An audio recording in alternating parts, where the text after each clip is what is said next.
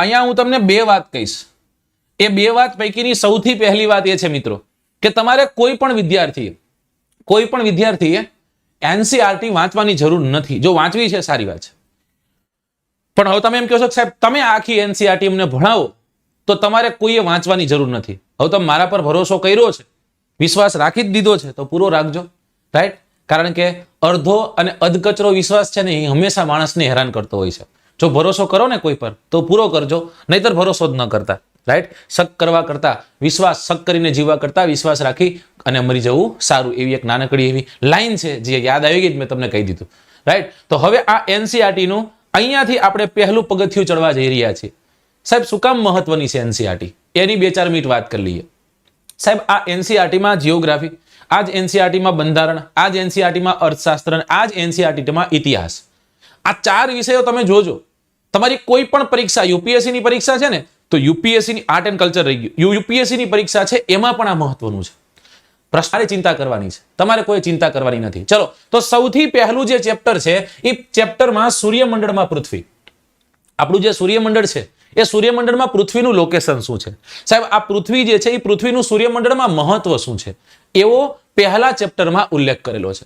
જો કદાચ તમે જીસીઆરટી ને વાંચી હોય, જો તમે એનસીઆરટી ને વાંચી હોય, તમને ખબર પડે એમાંથી કે સાહેબ કેટલા મહત્વના કોન્સેપ્ટ છે એ અહીંયા આપેલા હોય છે. અને એમાં સૌથી પહેલી લાઈન જો કદાચ તમે વાંચશો તો એમાં આપ્યું હશે. શું આપ્યું હશે? તો કે એમાં કંઈક એવું આપ્યું હશે કે પહેલો ટોપિક છે અવકાશી પદાર્થો. અવકાશી પદાર્થો ક્યારે કહેવાય એ પહેલી લાઈન આપી છે. અને એમાં તમારે માત્ર ને માત્ર ક્યાંક ડેફિનેશન લખવું હોય તો આટલું જ લખવાનું છે: સૂર્ય, ચંદ્ર અને રાત્રિમાં આકાશ જે છે ને, આકાશમાં ચમકતી બધી જ વસ્તુઓ જે છે એને તમે અવકાશી પદાર્થો કહી શકો છો. આવું એનસીઆરટી ની ડેફિનેશન કે છે. અવકાશી પદાર્થોની ડેફિનેશન શું છે? અવકાશી પદાર્થોની ડેફિનેશન એવી બને છે કે સૂર્ય, ચંદ્ર, શું કીધું છે? સૂર્ય, ચંદ્ર, સૂર્ય દીધો, ત્યારબાદ દીધો ચંદ્ર. આની સાથે સાથે રાત્રિ દરમિયાન જેટલા પણ અવકાશમાં ચમકતી વસ્તુઓ દેખાય છે, રાત્રિ દરમિયાન અવકાશમાં ચમકતી વસ્તુઓ, આ અવકાશમાં ચમકતી વસ્તુઓ જે છે એ વસ્તુઓને આપણે શું કહીએ છીએ? એ વસ્તુઓને આપણે કહીએ છીએ અવકાશી પિંડ. શું કહીએ છીએ? અવકાશી પિંડ. રાઈટ? એક્ઝામ્પલ સાથે સમજાવવાનો પ્રયત્ન કરું. મિત્રો આપણા સૂર્યમંડળ જે છે એ સૂર્યમંડળનો મુખ્ય સભ્ય, જેને આપણો વડો કહીએ એવો છે સૂર્ય. આ સૂર્યની ઇર્દ ગિર્દ એના 4 બચ્ચા ફરે છે. અને આ બચ્ચાનું નામ શું છે? આ બચ્ચાનું નામ છે જે તે ગ્રહો, કે જેમાં બુધ થી શરૂ કરીએ. બુધ આવે, પછી શુક્ર આવે, પછી પૃથ્વી આવે, પછી મંગળ આવે, પછી ગુરુ આવે, પછી શનિ આવે, પછી યુરેનસ આવે, નેપચ્યુન આવે. રાઈટ? અને 8મો જેને એસ્ટ્રોનોમિક યુનિયન દ્વારા 2006 માં તરબાકાત કર્યો તો એવો પ્લુટો. આની સાથે સાથે સાહેબ કોઈ પણ વસ્તુ આ સૂર્યમંડળની અંદર છે ને એ સૂર્યમંડળનો સભ્ય કહેવાશે. એક નાનકડો પથ્થર રખડતો હોય તો એ સૂર્યમંડળનો સભ્ય કહેવાશે. આવા અસંખ્ય સૂર્યમંડળો છે. આ સૂર્યમંડળો ભેગા થઈ તારામંડળો બહુ મોટા એવા બહુ મોટી એવી ગેલેક્સીઓ બને છે. અને આવી અસંખ્ય ગેલેક્સીઓ છે. અને આ ગેલેક્સીઓનો સમૂહ જેને આપણે બ્રહ્માંડના નામે ઓળખીએ છીએ. રાઈટ? તો બ્રહ્માંડનો સૌથી પહેલો પોઈન્ટ અને એ છે કે સૂર્ય, ચંદ્ર અને અવકાશમાં ચમકતી તમામ વસ્તુઓ જે છે એને આપણે શું કહીએ છીએ? એને આપણે કહીએ છીએ અવકાશી પદાર્થો. શું કહીએ છીએ? અવકાશી પદાર્થો. હવે આ જ અવકાશી પદાર્થોમાં અતિ મહત્વનું જો કોઈ હોય ને મિત્રો તો એ છે તારાઓ. એ શું છે? સ્ટાર્સ. રાઈટ? હા, આ તારાઓ જે આપણે ડીપલી ભણવા છે, આપણે સમજવા છે અહીંયાને. ઓકે સાહેબ, તારાઓ એટલે શું? સ્ટાર્સ એટલે શું? હવે એ જ અવકાશી પદાર્થોમાં ખૂબ મોટા અને ગરમ અવકાશી પદાર્થો હોય ને એને આપણે સ્ટાર કહીએ છીએ. જો આવી ડેફિનેશન આપી છે કે એમાં એનસીઆરટીમાં ડેફિનેશન આપી, એનસીઆરટીમાં જે કીધું છે ને એ જ હું તમને કહું છું. એટલે મારું કઈ નવું લાવતો નથી. જીઓગ્રાફી હું મારી રીતના થોડું ઘણું કહી શકું, પણ એવું નહીં. એનસીઆરટીમાં જે છે ને એ જ આપણે જોવું કે ખૂબ જ મોટા કદ કેવું હોય? ખૂબ જ મોટા હોય છે, મોટું કદ હોય છે, ખૂબ જ મોટા હોય છે. અને ગરમ અવકાશી પિંડો. કેવા પિંડો હોય છે? ગરમ અવકાશી પિંડો. તમે મને કયો જોઈ કોઈ તારો એવો ખરો કે જે ઠંડો છે? તમે એમ કહેશો સાહેબ તો એને તારો ન કહેવાય. તારાનો મતલબ જ એ કે એ ઉષ્મા અને ઉર્જા આપતો હશે. આપણા સૂર્યમંડળમાં કેટલા તારા છે? કોણ મને આન્સર આપશે? જલ્દીથી આન્સર આપો.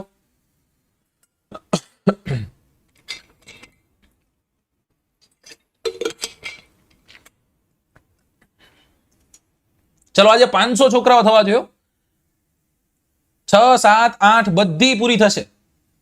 આઈ કે રાઠોડ બધી પૂરી થશે. બધા એક વખત શેર કરી દો. બધા એક વખત તમારા જેટલા પણ છોકરાઓ જોડાયા છે બધા છોકરાને એમ કહેશે કે તમારા વોટ્સઅપ સ્ટેટસમાં એક વખત આને એડ કરી દો. એક વખત નાખી દો.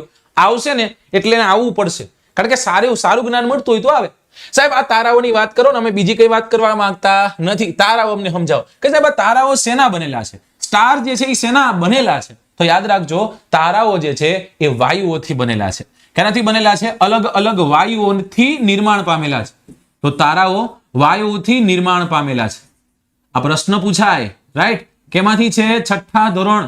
અને એ 6થા ધોરણની NCERT માં છે કે તારાઓ વાયુઓથી બનેલા છે. મુખ્યત્વે કયા વાયુ હોય તમને બહુ સારી રીતના ખબર છે કે સાહેબ એ બે વાયુઓમાં હાઇડ્રોજન અને હિલિયમ મહત્વના છે. કયા બે વાયુઓ મહત્વના છે? હાઇડ્રોજન અને હિલિયમ મહત્વના છે. આમ જોઈએ તો હલકા વાયુઓ છે, રાઈટ? ચલો ત્યાંથી આગળ જઈએ. સાહેબ આ જ તારાઓ છે ને એ પોતાની ગરમી અને પ્રકાશ ધરાવે છે, રાઈટ? જે તેઓ મોટી માત્રામાં ઉત્સર્જિત કરે છે, મતલબ પોતે બનાવે છે. કોકની ત્યાંથી લઈ આવતા નથી કે સાહેબ મને આપો ભાડે. નહીં, પોતાનું નિર્માણ પામેલું આ અવકાશમાં પ્રકાશ અને ગરમી, એ ગરમીના સ્ત્રોત એટલે તારાઓ. સમજાય છે? એટલે બીજો પોઈન્ટ, જે ત્રીજો પોઈન્ટ આપણે લખવાનો છે, પોઈન્ટ શું લખવાનો છે? કે તમામ તારાઓ જે છે એને પોતાની ગરમી અને પ્રકાશ હોય છે. શું હોય છે? ગરમી અને પ્રકાશ હોય છે. ગરમી અને પ્રકાશ બંનેમાં ફેર હો. ગરમી અને પ્રકાશ હોય છે, રાઈટ? અને આ ગરમી અને પ્રકાશ પોતાનો હોવાના કારણે એ સ્વયં ઉત્સર્જિત કરતા છે એવું આપણે કહી શકીએ, રાઈટ? સ્વયં ઉત્સર્જિત કરતા છે એવું આપણે કહી શકીએ. અને આપણા સૂર્યમંડળનો એકમાત્ર તારો જેને આપણે સૂર્ય કહીએ છીએ. શું કહીએ છીએ? સૂર્ય. એટલે કે આપણો સન છે ને, સન, SUN, સન એટલે સૂર્ય, SON, સન એટલે છોકરો, હે ને? સમજાઈ ગયું? હારો નરવો જે હોય, પણ આ સનની આપણે વાત કરીએ છીએ, સૂર્ય.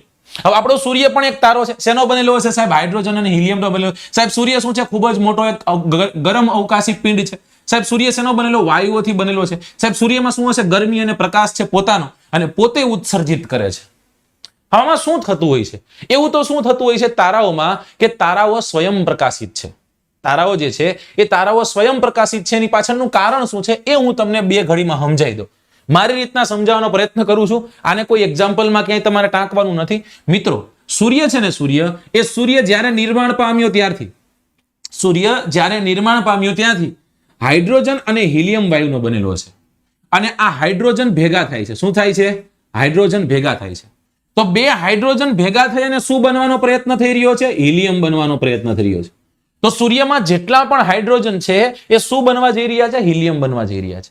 અને એ હિલિયમ જો બની જાય તો સૂર્ય ખતમ થઈ ગયો. હજી સૂર્યમાં બધા જ હાઇડ્રોજન હિલિયમ બન્યા નથી.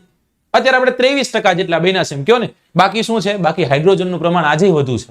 આજે સૂર્ય પોતાની મધ્યાહન અવસ્થામાં છે. આજે સૂર્ય જે છે પોતાની યંગ અવસ્થામાં છે. એક સમય આવશે પોતે ગ્રેટ જાયન્ટ થઈ જશે ને પછી ખતમ થઈ જશે.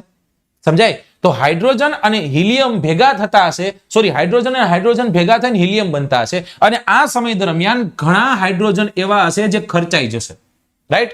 અને એ ખર્ચાઈ ગયેલા, જેને આપણે કહેવાય વ્યય થઈ ગયેલા. શું થઈ ગયેલા? વ્યય થઈ ગયેલા જે હાઇડ્રોજન હશે ને એ શું આવશે? એ આવશે ઉષ્મા અને ઉર્જા આપશે. શું આપશે? ઉષ્મા અને ઉર્જા આપશે. એક્સ ફોર એક્ઝામ્પલ, તમારી પાસે ઘણા બધા ચણા છે. એ ચણાને તમે શેકવા મૂકી દીધા, રાઈટ? અને મોટા કાણા વાળી એક ડીશ લીધી હતી. હવે સાહેબ ત્યાંથી જ્યારે નીચેથી ફ્લેમ થાય છે ને ત્યારે ચણા તો સળગે છે, પણ એ ચણામાં ઘણા ચણાઓ એવા છે જે સળગી જાય છે. અને એના કારણે તમને ખ્યાલ છે કે તમને તાપ બાર દેખાશે. બસ એક્ઝેક્ટ એવું છે કાયકામાં. હાઇડ્રોજન ભેગા થાય છે, એમાં કોઈ હાઇડ્રોજન ખર્ચાઈ જાય છે જે ઉષ્મા અને ઉર્જા આપે છે. શું આપે છે? ઉષ્મા અને ઉર્જા આપે છે. E બરાબર ડેલ્ટા mc². તમે કદાચ એ સૂત્રથી અવગત હશો, રાઈટ? તો આ વાત જે છે, આખી પ્રોસેસ છે, પ્રોસેસને આપણે શું કહીએ છીએ? એ પ્રોસેસને આપણે કહીએ છીએ તાપ પરમાણુ સંલયન પ્રક્રિયા. કઈ પ્રક્રિયા છે? તાપ પરમાણુ સંલયન પ્રક્રિયા. જો સંલયનનો મતલબ શું થાય છે? સંલયનનો મતલબ થાય છે ભેગા થવું. અને વિખંડનનો મતલબ શું થાય છે? વિખંડનનો મતલબ થાય છે તૂટવું. બે પ્રકારની પ્રક્રિયા હોય. એક છે તાપ પરમાણુ સંલયન પ્રક્રિયા જે ભેગી થાય છે, એક છે તાપ પરમાણુ વિખંડન પ્રક્રિયા જે વિખંડિત કરે છે, રાઈટ? ચલો આને ઇંગ્લિશમાં આપણે શું કહેશું? Nuclear fusion. ફ્યુઝન નહીં કહીએ, ટાંગ ભાવીન.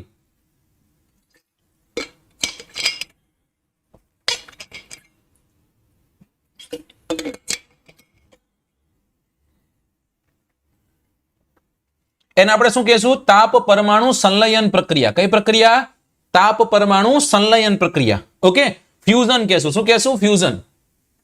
સાહેબ કાંઈ નહીં સાહેબ, ફ્યુઝનમાં તમને ન ખબર પડે. ઓલા ફ્યુઝન ગીત ખબર છે? ફ્યુઝન 2-3 વસ્તુ એડ કરીને દીધું હોય, હે ને? તો લગાએ જબ લિપસ્ટિક, તેમાં પાછળથી વાગતું ઢેંચક ઢેંચક, આ એ તો એ શું થાય છે? ફ્યુઝન થાય છે. પોતાનો અવાજ છે ને એ કોઈ ઇન્સ્ટ્રુમેન્ટમાં નાખે છે ને એમાં ઇન્સ્ટ્રુમેન્ટનો અવાજ કાઢે છે. તમે કર્યું હશે ઓલું ડાગલું ડાઉનલોડ કરીને એને પેટમાં માર કે નો આ એ, રાઈટ? તો એવી રીતના આ શું છે? આ છે ફ્યુઝન. ઓકે, એક હોય છે ફ્યુઝન અને એક હોય છે ફ્યુઝન. ચલો આટલું કમ્પ્લીટ બધાને? જબરદસ્ત ને આટલું? ઓકે ચલો ડન. બસ હસતું રહેવાનું જિંદગીમાં. Very good. ત્યાંથી આગળ વધીએ અને સાહેબ આપણે તો આપણાની વાત કરવાની છે. આપણે આપણું જોવાય પહેલા અને આપણું જોવું છે. જો સ્ક્રીનશોટ ખેંચવાય ખેંચી લીજો, જલ્દીથી ખેંચી લો. ચલો ખેંચી લીધો? જબરદસ્ત જબરદસ્ત. ચલો તો આને હટાવી દઉં છું અને તમને જે બહુ ગમતું હોય છે એ છે પીડીએફ સ્વરૂપ અને પીપીટી સ્વરૂપ. ખૂબ જ મોટા અને ગરમ અવકાશી પંડો છે, તે વાયુઓથી બનેલા છે, તેમને પોતાની ગરમી અને પ્રકાશ હોય છે, તેથી જ તેઓ જે છે મોટી માત્રામાં ઉષ્મા ઉત્સર્જિત કરે છે. સૂર્ય એક તારો છે, તો સૂર્ય એક તારો છે, ક્યાં ગયો? સૂર્ય આ રહ્યો. હવે આપણે સૂર્યની વાત કરવાની છે. હવે આપણે સૂર્યને લડી લેવાનું થાય છે. સાહેબ આ સૂર્ય જે છે એ સૂર્યમાં હું હોય અમને બધું કહી દો, રાઈટ? પહેલા તો અત્યારે આ જે મેં દોર્યો ને એ સૂર્ય છે. કદાચ ન લાગે એવો હોય તો તમારે શું કહેવાનું છે? સાહેબે દોર્યો છે એટલે સૂર્ય જ છે. શું છે? આ સૂર્ય છે, જેને આપણે કહીએ છીએ સન. ઓકે, આ સૂર્ય જે છે એ સૂર્ય આપણા સૂર્યમંડળનો સભ્ય છે, આપણા સૂર્યમંડળનો મુખ્યો છે. સાહેબ તમને એક નાનકડી વાત કહું, આપણા સૂર્યમંડળમાં શું આવે ખબર છે? આ એક્ઝામ્પલમાં લખું છું. સૂર્ય આવે, ગ્રહો આવે.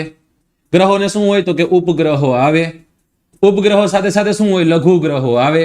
લઘુ ગ્રહો સાથે તો કે ધૂમકેતુ આવે, રાઈટ? ભાલણ આવે, જે આવે ટૂંકમાં ધૂમકેતુ ભાલણ ને જેટલા તમારે ગોતવા એટલા. આ બધી જ વસ્તુઓ ભેગી થાય ત્યારે આપણું સૂર્યમંડળ થાય.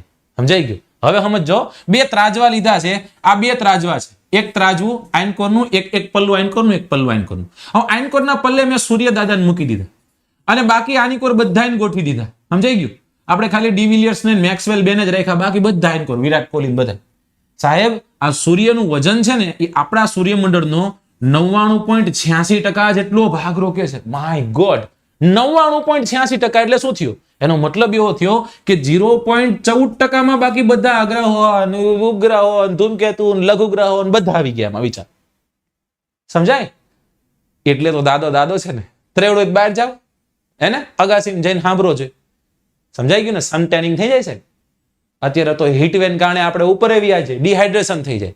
કેવડી તાકાત છે? એટલા કિલોમીટર દૂર હોવા છતાં ત્યાંથી નળી મૂકે છે અને તમારામાંથી બધી વસ્તુ ચૂસી લે છે.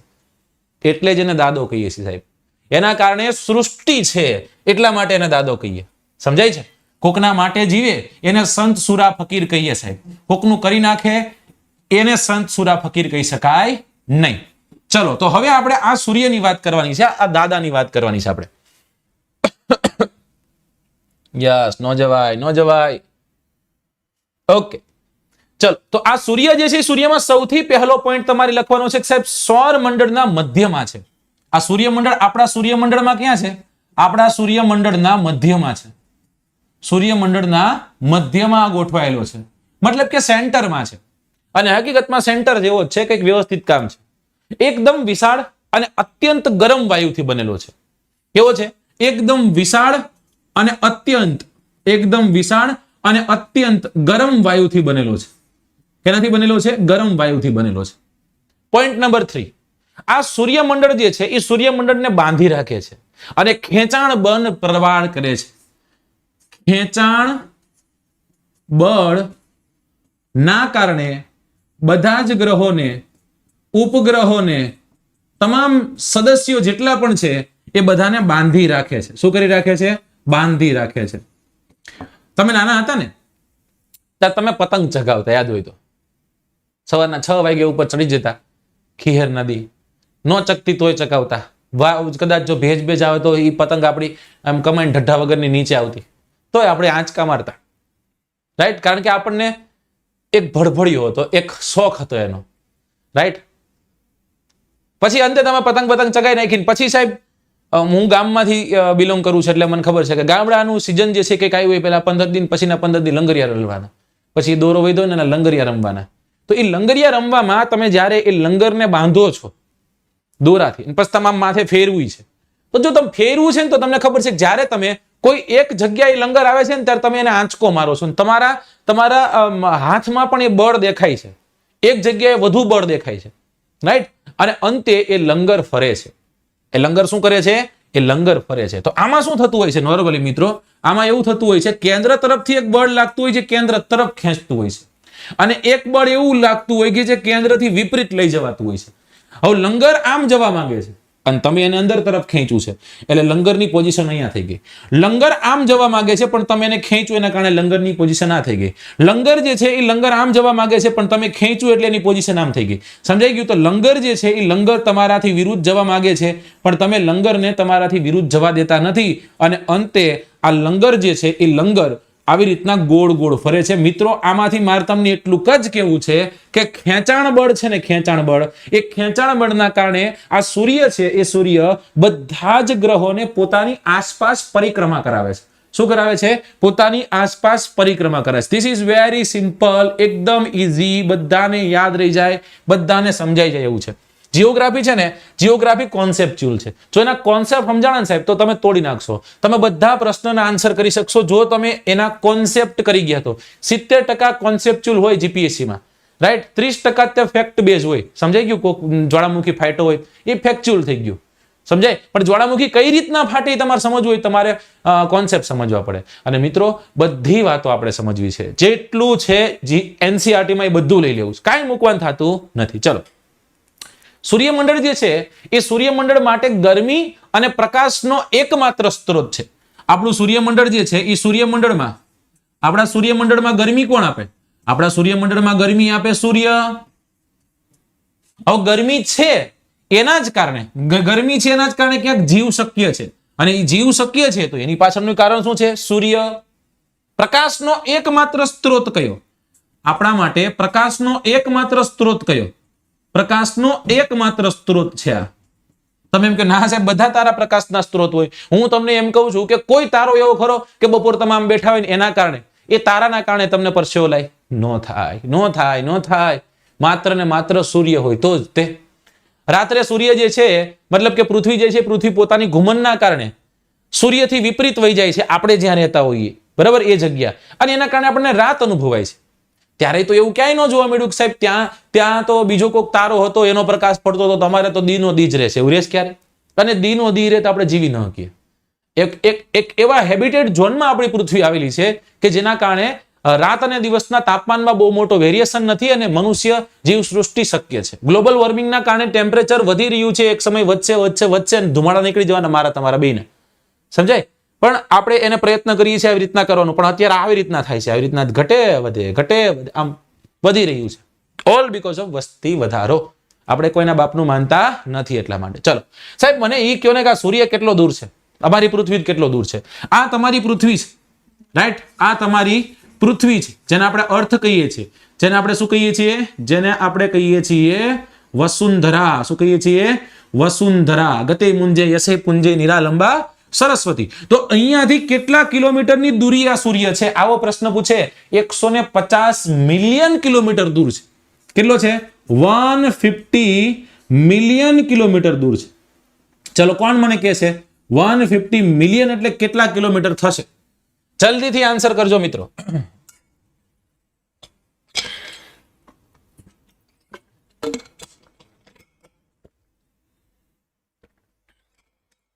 નોર્વેમાં 6 મહિના દિવસ કેમ હોય અત્યારે ન સમજાવી શકું. એ પૃથ્વી આવે ને ત્યારે મને કહેજો. લગન કોના છે? 15 કરોડ. Very good. લગન કોના છે? અને મોટી બેનના લગન છે. તમે શું કીધું કે નાની બેનના ઓલા હગાઈમાં જોવા આવ્યા તેનું શું થયું? એની વાત આપણે ક્યારે કરશું? નાની બેનની હગાઈ કરી ત્યારે. અત્યારે કોના લગન છે? મોટી બેનના લગન છે. એટલે બધાએ સાહેબ કોના લગનમાં નાચવાનું? આપણે નાગિન ડાન્સ કરવાનો. કોના લગનમાં? આ મોટી બેનના લગન છે એના લગનમાં આપણે નાગિન ડાન્સ કરવાનો. બીજા કોઈના લગનની વાત નથી કરવાની. ઓલીને ખોટું ન લાગે? લાગે છે એટલા માટે. ચલો સમજાઈ ગયું આટલું? સૂર્ય વિશે આટલું તમને ખબર હોય છે. આનાથી વિશેષ તમને કદાચ ન ખ્યાલ હોય તોય વાંધો નહીં, અને ખબર હોય તો વાંધો નહીં, તોય વાંધો નહીં. ચલો સાહેબ આ તો તમે કીધું સૂર્ય. આ સૂર્ય અને બધા ભેગા થઈને સૂર્યમંડળ બને. એક સૂર્યમંડળની ડેફિનેશન અમને આપી દો ને. સૂર્યમંડળ એટલે શું? મેં કહી તો દીધું પણ છતાંય કહું છું. ઘણા બધા મંડળ છે. મંડળ એટલે એક સમૂહ થાય. મંડળનો મતલબ એવો ન થાય ગોળ. સમજાઈ ગયું? મંડળનો મતલબ થાય એક સમૂહ, જેમ કે રામા મંડળ, બરાબર? જસમા ઓડણનો વેશ ને ઝંડા ઝુલણનો વેશ ને મણિબા સતીનો વેશ ને કાન ગોપીનો વેશ ને છેલ બટાવનો વેશ ને કજોડાનો વેશ, રાઈટ? વિકો સિસોદિયાનો વેશ ને સગરા જેસંગનો વેશ ને આ બધા વેશો આવે છે. એ રામા મંડળ છે. આ છે સૂર્યમંડળ. સૂર્ય પોતે સૂર્યની સાથે 8 ગ્રહો, 8 ગ્રહોની સાથે 8 ગ્રહોના લઘુ ગ્રહો. કેવા ગ્રહો? લઘુ ગ્રહો. લઘુ ગ્રહોની સાથે ઉલ્કા, ઉલ્કાની સાથે સાથે ધૂમકેતુ, ધૂમકેતુની સાથે સાથે તમામ નાના મોટા જેટલા પણ કણો છે એ બધું, જેને આપણે પિંડો કહીએ. શું કહેશું? અવકાશી પિંડો. આ બધા જ અવકાશી પિંડો ભેગા થાય અને સૂર્યમંડળનું નિર્માણ થાય. શેનું નિર્માણ થાય? સૂર્યમંડળનું નિર્માણ. અને આપણા સૂર્યમંડળમાં કદાચ એવો પૂછે કે કેટલા ગ્રહો છે? આપણા સૂર્યમંડળમાં 8 ગ્રહો છે. કેટલા ગ્રહો છે? 8 ગ્રહો. આપણા સૂર્યમંડળનો મુખીઓ કોણ છે? આપણા સૂર્યમંડળનો મુખી કોણ છે? તો આપણા સૂર્યમંડળનો મુખી છે સૂર્ય પોતે. કોણ છે? સૂર્ય પોતે, રાઈટ? આપણા સૂર્યમંડળમાં સૂર્ય કેટલા ટકા જેટલો ભાગ રોકે છે? 99.86% જેટલો ભાગ રોકે છે. કેટલા ટકા જેટલો ભાગ રોકે છે? 99.86% જેટલો ભાગ રોકે છે. આટલું કમ્પ્લીટ કે નહીં? જેટલું ભણાવવું છું એ મગજમાં ચડે છે કે નહીં? બહુ આપણે ઉતાવળ જરાય નથી કરવાની. આપણે શાંતિ જ સમજવું છે. અને હવે તમને હું પીપીટી સ્વરૂપે સમજાવું. આને ફટાફટ સ્ક્રીનશોટ ખેંચવું હોય તો ખેંચી લ્યો.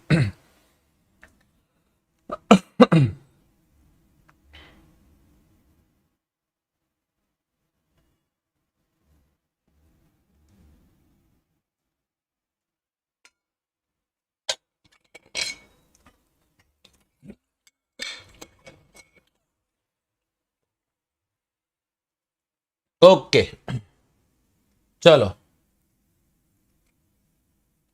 યસ, અમે લખી એમ બુક બનાવો, હું લખું એમ બુક બનાવો ને સાહેબ, તો તમારા પોઈન્ટ એટલા જબરદસ્ત ક્લિયર થશે કે એની વાત જવા દો, રાઈટ? આપણે સૂર્યમંડળની વાત કરી. સૂર્ય 8 ગ્રહો, ઉપગ્રહો અને અન્ય કેટલાક અવકાશી પદાર્થો જેને લઘુ ગ્રહો અને ઉલ્કાપિંડ તરીકે ઓળખવામાં આવે છે. આ બધા જ સૌરમંડળનો ભાગ છે. સૌરમંડળ બનાવે, જેને સૌર પરિવાર તરીકે અથવા તો સૂર્ય પરિવાર તરીકે ઓળખવામાં આવે. સૂર્ય જે છે એ સૂર્યને તેનું માથું કહેવામાં આવે છે, રાઈટ? તો એનું માથું કોણ છે? સૂર્ય. જો એકદમ વચ્ચે છે. આ બહુ દૂર હોવાના કારણે સૂર્ય નાનો છે, બાકી નાનો છે જરાય નહીં, એકદમ મોટો છે.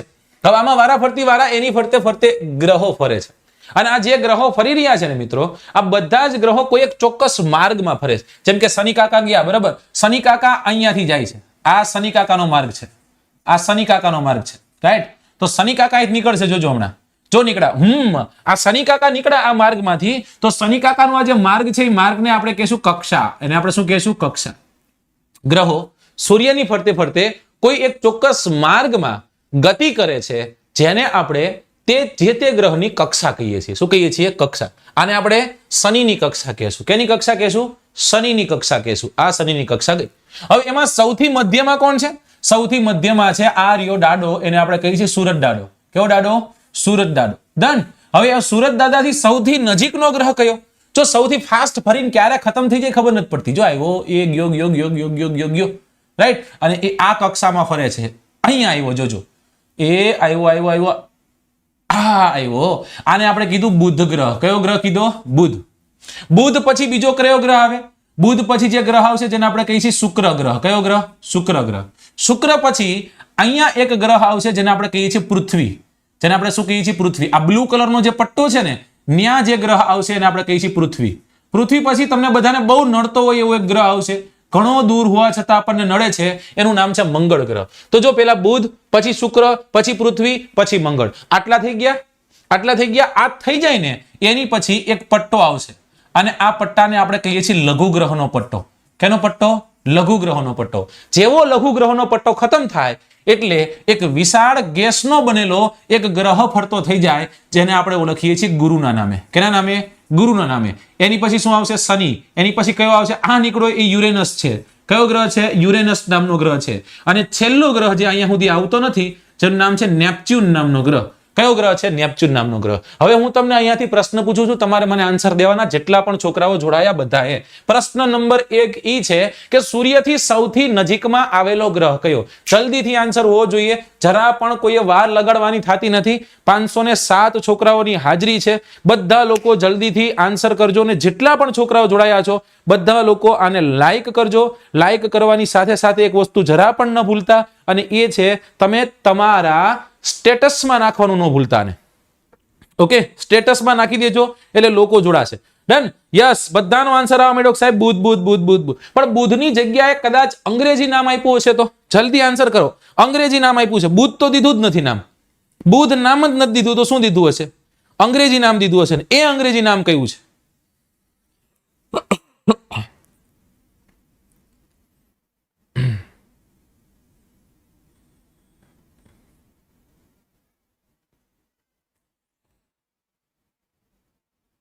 Meera, hello sir, watching from office. ચલો, ઓફિસમાં ધ્યાન દેજો ને અહીંયા ધ્યાન દેજો, બે જગ્યાએ ધ્યાન દેજો. રાઈટ? ચલો, યસ. એને આપણે, અરે બાપા, બુધને અંગ્રેજીમાં શું કહેવાય? વિનસ ન કહેવાય, વિનસ ન કહેવાય, બુધને કહેવાય મર્ક્યુરી. શું કહેવાય? એને મર્ક્યુરી કહેવાય. યાદ રાખજો, મર્ક્યુરી કહેવાય છે, મર્ક્યુરી. રાઈટ? વિનસ કેને કહેવાય છે? શુક્રને કહેવાય છે વિનસ. પૃથ્વીને શું કહેવાય છે? પૃથ્વીને કહેવાય છે અર્થ. મંગળને શું કહેવાય છે? મંગળને કહેવાય છે માર્સ. રાઈટ? ગુરુને શું કહેવાય છે? જ્યુપિટર કહેવાય છે. શું કહેવાય છે? જ્યુપિટર. રાઈટ? 42 કિલોમીટર પર લિટર જ્યુપિટર. ત્યાંથી આગળ આવો શનિ ગ્રહ છે, શનિને કહેવાય છે સેટર્ન. શું કહેવાય છે? સેટર્ન. યુરેનસને યુરેનસ કહેવાયનું નામ યુરેનસ છે, પણ એને આપણે કહીએ છીએ અરુણ. શું કહીએ છીએ? અરુણ. અને નેપચ્યુનને આપણે કહીએ છીએ વરુણ. શું કહીએ છીએ? અરુણ અને વરુણ. નોર્મલી ન હોય કે બાપા કી પતલુંગ દો બિલાંગ છોટી કર દો, તો એ અરુણ અને વરુણ જે છે એ અરુણ અને વરુણ છે. તો સૌથી પહેલા મર્ક્યુરી, પછી વિનસ, પછી અર્થ, પછી માર્સ, પછી જ્યુપિટર, પછી સેટર્ન, પછી અરુણ અને વરુણ. યાદ ન રહેતું હોય તો આપણે બસ એક નાનકડી વાત યાદ રાખવાની છે કે આપણે પીએમ સાહેબને કહી દીધું બસ પીએમ. પીએમ સાહેબને કહી દીધું બસ પીએમ. એટલે કે બ એટલે બુધ, શુક્ર, પીએમ, પ એટલે પૃથ્વી અને એમ એટલે માર્સ. બરાબર? માર્સ અથવા મંગળ, તમે જે પણ કહો એ. રાઈટ? હવે એ પીએમ ગુસ્સા થઈ ગયા હતા. પીએમ જે છે એ ગુસ્સે ચડી ગયા હતા, અથવા તો એમ કીધું કે બસ પીએમ ગુસ્સે થઈ જશે. એટલે કે ગુરુ અને શનિ આવી ગયું. શું આવી ગયું? ગુરુ અને શનિ. હવે વૈધા શું? હવે વૈધા છે યુરેનસ અને નેપચ્યુન. રાઈટ? કેના પર ગુસ્સે થઈ ગયા હતા? યુએન ઉપર ગુસ્સે થઈ ગયા હતા. કેના પર ગુસ્સે થઈ ગયા હતા? યુએન ઉપર. કારણ કે યુનાઇટેડ સ્ટેટ્સ છે એને ભારત વિરુદ્ધની વાત કરી. ભારત વિરુદ્ધની વાત કરે, ભાઈ બહેનો આપણે સાંભળી લેશું? કાંઈ સાંભળી લેશું ભાઈ બહેનો? નહીં સાંભળીએ, એટલા માટે પીએમ આપણા ગુસ્સે થઈ ગયા. અને આપણે શું કીધું? બસ. પછી તો પીએમ જે છે એ ગુસ્સે થઈ ગયા. કોના પર? યુએન પર. કોના પર? યુએન પર. આ તમારો એકદમ ક્રમ થઈ ગયો, સૂર્યથી લઈ અને બધા જ ગ્રહો. પહેલા બુધ, પછી શુક્ર, પછી પૃથ્વી, પછી મંગળ, પછી ગુરુ, પછી શનિ, પછી યુરેનસ, પછી નેપચ્યુન. એક વખત ભણો, એક વખત સારી રીતના તૈયારી કરો. એક જ વખત એનસીઆરટી ને જોવાની થાય, બીજી વાર જોવાની થાય નહીં, એવી રીતના એની તૈયારી કરો સાહેબ. ઓકે, ચલો.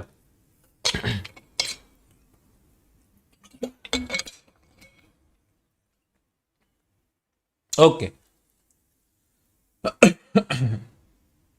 યસ. બસ પીએમ હવે ગુસ્સે થઈ ગયા. કોના પર? તો કે યુએન પર ગુસ્સે થઈ ગયા. જેને ગોખવું જ હોય ને એની વાત છે. જેને હકીકતમાં જેને ગોખવું નથી એને આ બધા ફરે છે શું છે? એ પેલા ગ્રહ છે. એટલું યાદ રાખજો. તો હવે તમે કહેવાના છો કે સાહેબ અમે તો પૂરા પૈસા નથી ભર્યા, પણ છતાંય તમારે અમને કેવું પડશે ગ્રહ એટલે શું? તો તમે માને ખૂબ વાલા છો એટલે હું તમને કહું ગ્રહ એટલે શું? ગ્રહ કેને કહેવાય? એવા અવકાશી પદાર્થો કે જે પોતાની ગરમી અને પ્રકાશ હોતો નથી, કોકના પર ડિપેન્ડન્ટ છે ને આપણે ગ્રહ કહીએ. રાઈટ? એટલે પોઈન્ટ નંબર 1 આપણે શું લખીશું? પોઈન્ટ નંબર 1 લખીશું કે એવા અવકાશી પદાર્થો કે જેને શું નથી હોતું? પોતાની ગરમી નથી હોતું અને પોતાનો પ્રકાશ હોતો નથી. રાઈટ? તો કે પ્રકાશ અને ગરમી હોતી નથી. તમે એમ કહેશો કે સાહેબ હવે ગરમી, અત્યારે તમે બહાર તો નીકળો, ગરમી તો છે. તો ગરમી કેના કારણે છે?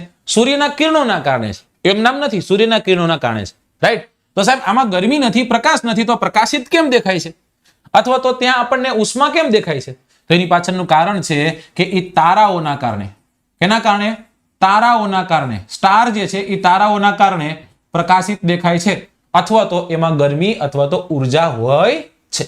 તારાઓના કારણે કેવા દેખાય છે? પ્રકાશિત દેખાય. સાહેબ આ એનું સમજાણું મને. હું તમને એક બહુ નાનકડી વાત કરી દઉં કે હમણાં હું લાઇટ બંધ કરી દઉં તમને કોઈ દેખાવ? તમને કોઈ ન દેખાવ.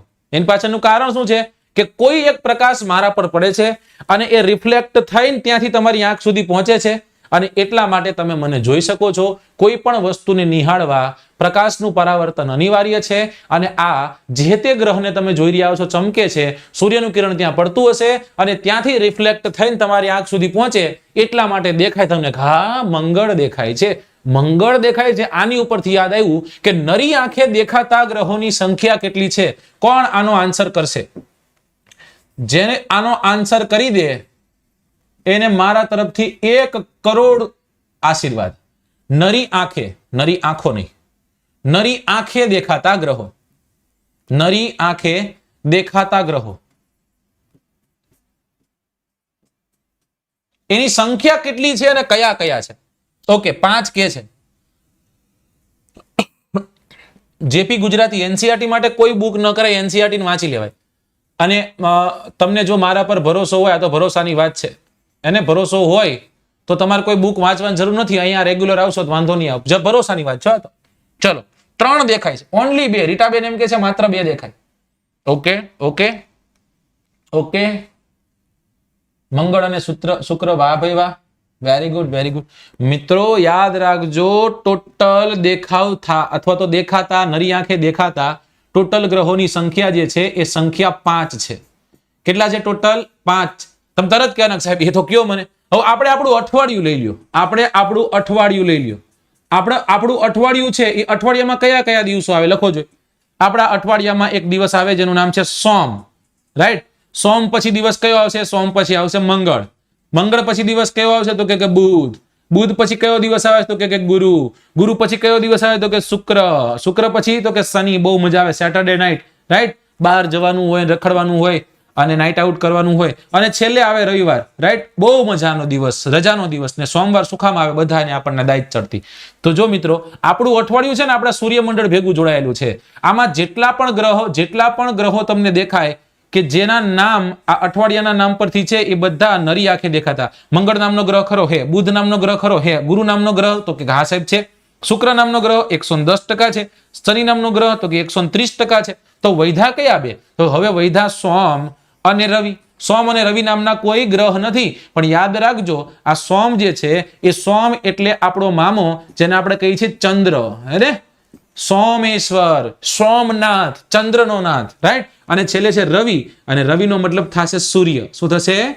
સૂર્ય. રવિને પોતાનો તડકો ન ગમે તો ક્યાં જાય કે ને? તો આ અઠવાડિયામાં જે દિવસો તમને ગ્રહના દેખાય છે એ બધા નરી આંખે દેખાતા. એટલે કાંઈ ગોખવાનું નથી. હવે અઠવાડિયામાં સોમ નામનો ગ્રહ ખરો નથી, રવિ નામનો ગ્રહ ખરો તો નથી, મંગળ, બુધ, ગુરુ, શુક્ર, શનિ. સમજાઈ ગયું? તો આ 5 ગ્રહો એવા છે જે નરી આંખે દેખાતા. સાહેબ એનો મતલબ તો એવો થયો ને કે નરી આંખે દેખાતા ગ્રહો હોય એ ખતમ થાય પછી જે ગ્રહ હોય એ સૌથી પહેલી વખત માઇક્રોસ્કોપથી શોધાયેલો હોય. કેનાથી? માઇક્રોસ્કોપથી. સાહેબ ઢળીને લઈ જાય છે. માઇક્રોસ્કોપથી ગ્રહ નો શોધાય, પેરિસ્કોપથી શોધાય. કેનાથી શોધાય? સાહેબ ઢળીને લઈ જાય છે. સબમરીનમાં હોય, આવું હોય ને આપણે પેરિસ્કોપ કહીએ.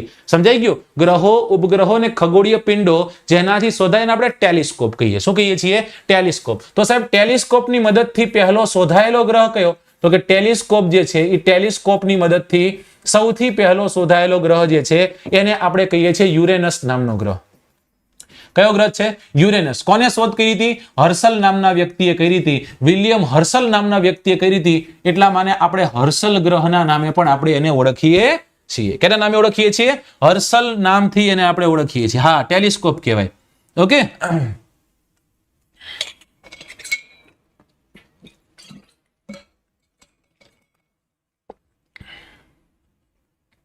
ચલો ડન. Yes, telescope. જો આમાં આપણે પેરિસ્કોપની વાત કરીએ, આમાં આપણે માઇક્રોસ્કોપની વાત કરીએ, બરાબર? નજીવું જે નરી આંખે ન જોઈ શકાય એમાં માઇક્રોસ્કોપ. સબમરીનમાં આવું હોય એને શું કહેવાય? એને કહેવાય પેરિસ્કોપ. અને પછી ટેલિસ્કોપ. સુશાંત સિંહ રાજપૂત પાસે હતું. સમજાય? કદાચ તમે ન્યૂઝથી અવગત હશો તો તમને ખ્યાલ હશે. ચલો અહીંયાથી આપણે આગળ વધી. સાહેબ આપણે તો હતા ક્યાં? ગ્રહોમાં. કોઈ પણ ગ્રહ છે, જેટલા પણ ગ્રહ છે એને 2 પ્રકારની ગતિ હોય. પ્રશ્ન પૂછાય ગ્રહને કેટલા પ્રકારની ગતિ હોય? ગ્રહને 2 પ્રકારની ગતિ હોય. એક ગતિ છે એને આપણે શું કહીએ છીએ? એકને આપણે કહીએ છીએ પરિક્રમણ ગતિ. કઈ ગતિ? પરિક્રમણ ગતિ. ત્યારે બીજી ગતિ જે છે એને આપણે કહીએ છીએ પરિભ્રમણ ગતિ. કઈ ગતિ? પરિભ્રમણ ગતિ. ઓકે. તો પ્રશ્ન પૂછું છું તમને કે ગ્રહોને કેટલા પ્રકારની ગતિ હોય? તમે કીધું કે સાહેબ ગ્રહોને 2 પ્રકારની ગતિ હોય, પરિક્રમણ અને પરિભ્રમણ. સાહેબ આ પરિક્રમણ અને પરિભ્રમણ એટલે શું? અમને એટલું થોડું સમજાઈ દો એટલે મજા આવે. જ્યારે કોઈ વસ્તુની ફરતે થતી ગતિ છે, આ ગતિને આપણે કહીએ છીએ પરિક્રમણ ગતિ. શું કહીએ છીએ? પરિક્રમણ ગતિ. કોઈ એક ઓબ્જેક્ટ લેવામાં આવે છે ને એની ફરતે ફરવાનું, રાઈટ? સમજાય છે? અને આને એલિપ્ટિકલ કયો જે કયો એવા શેપમાં, રાઉન્ડ શેપમાં પણ હોઈ શકે. આને આપણે કહીએ પરિક્રમણ ગતિ. જ્યારે પોતાની ધરી પર થતી ગતિ છે એ ગતિને આપણે શું કહીએ છીએ? એ ગતિને આપણે કહીએ છીએ ધરીભ્રમણ અથવા તો પરિભ્રમણ. શું કહીએ છીએ? પરિભ્રમણ. આ પરિભ્રમણ જે છે એમાં તમારે ભ ને યાદ રાખવાનું. કેને યાદ રાખવાનો છે? ભ ને યાદ રાખવાનો છે. આ ભ ઉપરથી શું યાદ રહી જાય? ભ ઉપરથી ભમરડો. એટલે ભમરડો પોતાની ધરી પર ફરે તો એને આપણે ધરીભ્રમણ કહીએ. શું કહીએ? ધરીભ્રમણ કહીએ. જેમ કે આ એક પેન છે, આ પેન પોતાની ધરી પર ફરી રહી છે તો આને આપણે ધરીભ્રમણ કહેશું અથવા તો પરિભ્રમણ કહેશું. શું કહેશું? પરિભ્રમણ કહેશું. જ્યારે ગિરનાર છે એની ફરતે તમે ફરી રહ્યા છો તો ગિરનારની લીલી પરિક્રમા થઈ. કેવી પરિક્રમા થઈ? ગિરનારની લીલી પરિક્રમા. તો એને આપણે પરિક્રમા કહેશું. સમજાય છે કે નહીં? ઈઝી છે, બહુ ઈઝી છે, રાઈટ? ચલો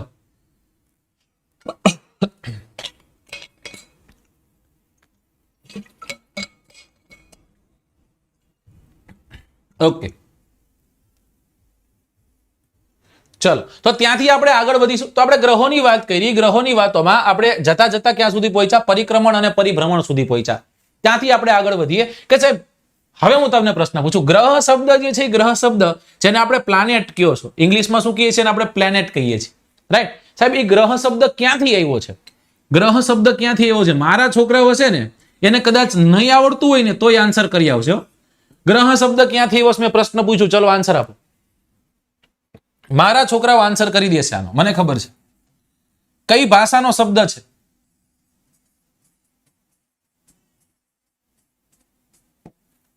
રાઈટ? ગ્રહ કઈ ભાષાનો શબ્દ છે?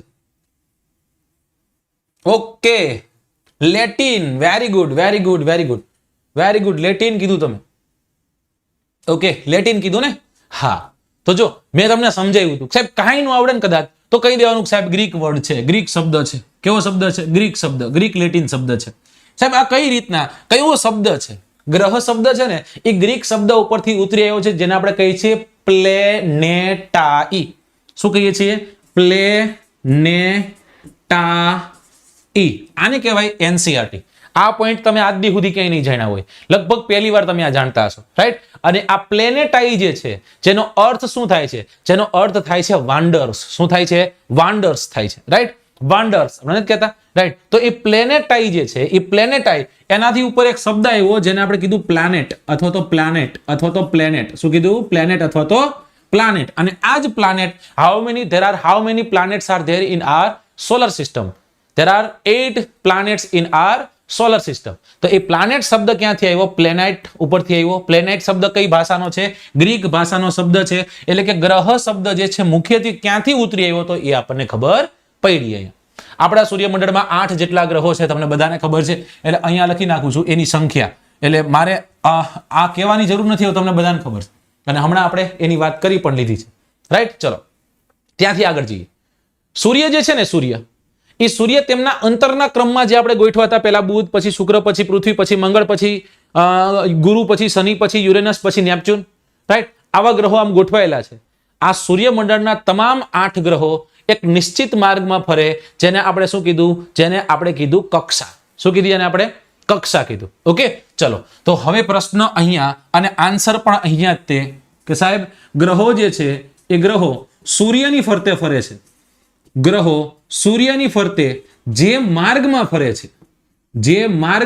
છે એને આપણે શું કહીએ છીએ? એને આપણે ઓળખીએ છીએ જે તે ગ્રહની કક્ષા. શું કહીએ છીએ? જે તે ગ્રહની કક્ષા. પૃથ્વીને પોતાની કક્ષા છે? હા સાહેબ છે. ચલો તો હવે આપણે આપણા ગ્રહની વાત કરીશું, પૃથ્વીની વાત કરીશું. સમજાય? કારણ કે આપણે આપણાથી મતલબ હોવો જોઈએ. ડન? ચલો અને સાથે સાથે એ પણ યાદ રાખીશું કે 2006 ની સાલમાં in the year of 2006, right, international astronomic union દ્વારા પ્લુટો નામનો ગ્રહ જે છે એ પ્લુટો નામના ગ્રહને તરબાકાત કરી દીધો હતો. એની પાછળનું કારણ શું હતું? એની પાછળનું કારણ એ હતું કે પ્લુટો થોડોક વાયડો હતો. જો બધા ગ્રહો પોતાની એક કક્ષા છે, એક કક્ષામાં ફરે છે. સૂર્ય છે, સૂર્યને ફરતે ફરતે આવી રીતના કંઈક ફરે. આ સારું કહેવાય, હે ને? પોતાનો નિશ્ચિત એક કક્ષા છે. હવે આ પ્લુટો શું કરતો ખબર? પ્લુટો આમ ફરતો. હવા હાલે, કોકની શેરીમાં તમે આટા મારો તો ભાંગી નાખે કે નહીં? આમાં આવું જ હતું. એટલે એક દી ભેગા થઈ, બધા ભેગા થઈ 2006 માં ભાંગી નાખ્યો કે હવે ભાઈ તું નહીં હો, તને કાઢી નાખ્યો, અકેલામાં આપી દીધો કે અમારા કહિયામાં નથી, આની સાથે કોઈ પણ જાતનો વ્યવહાર કરવાનો નહીં. ડન. તો આ ગ્રહો જે છે એ ગ્રહોની આપણે ડેફિનેશન સમજ્યા, ગ્રહો શું છે એ સમજવાનો પ્રયત્ન કર્યો. એક જ મિનિટ, ક્યાં ગયા? અહીંયા હતા આપણે. ઓકે, ચલો, આટલું કમ્પ્લીટ. સ્પીડ વધુ નથી ને? એટલું મને કહેજો.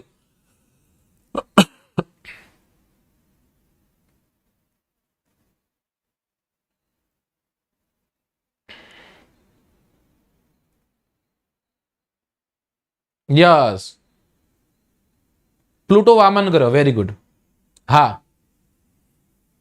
ઓકે.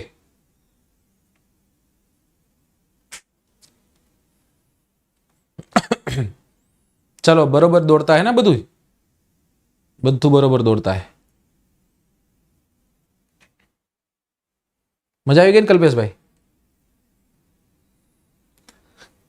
ये मजा मैं सबको देना दिलवाना चाहता हूं.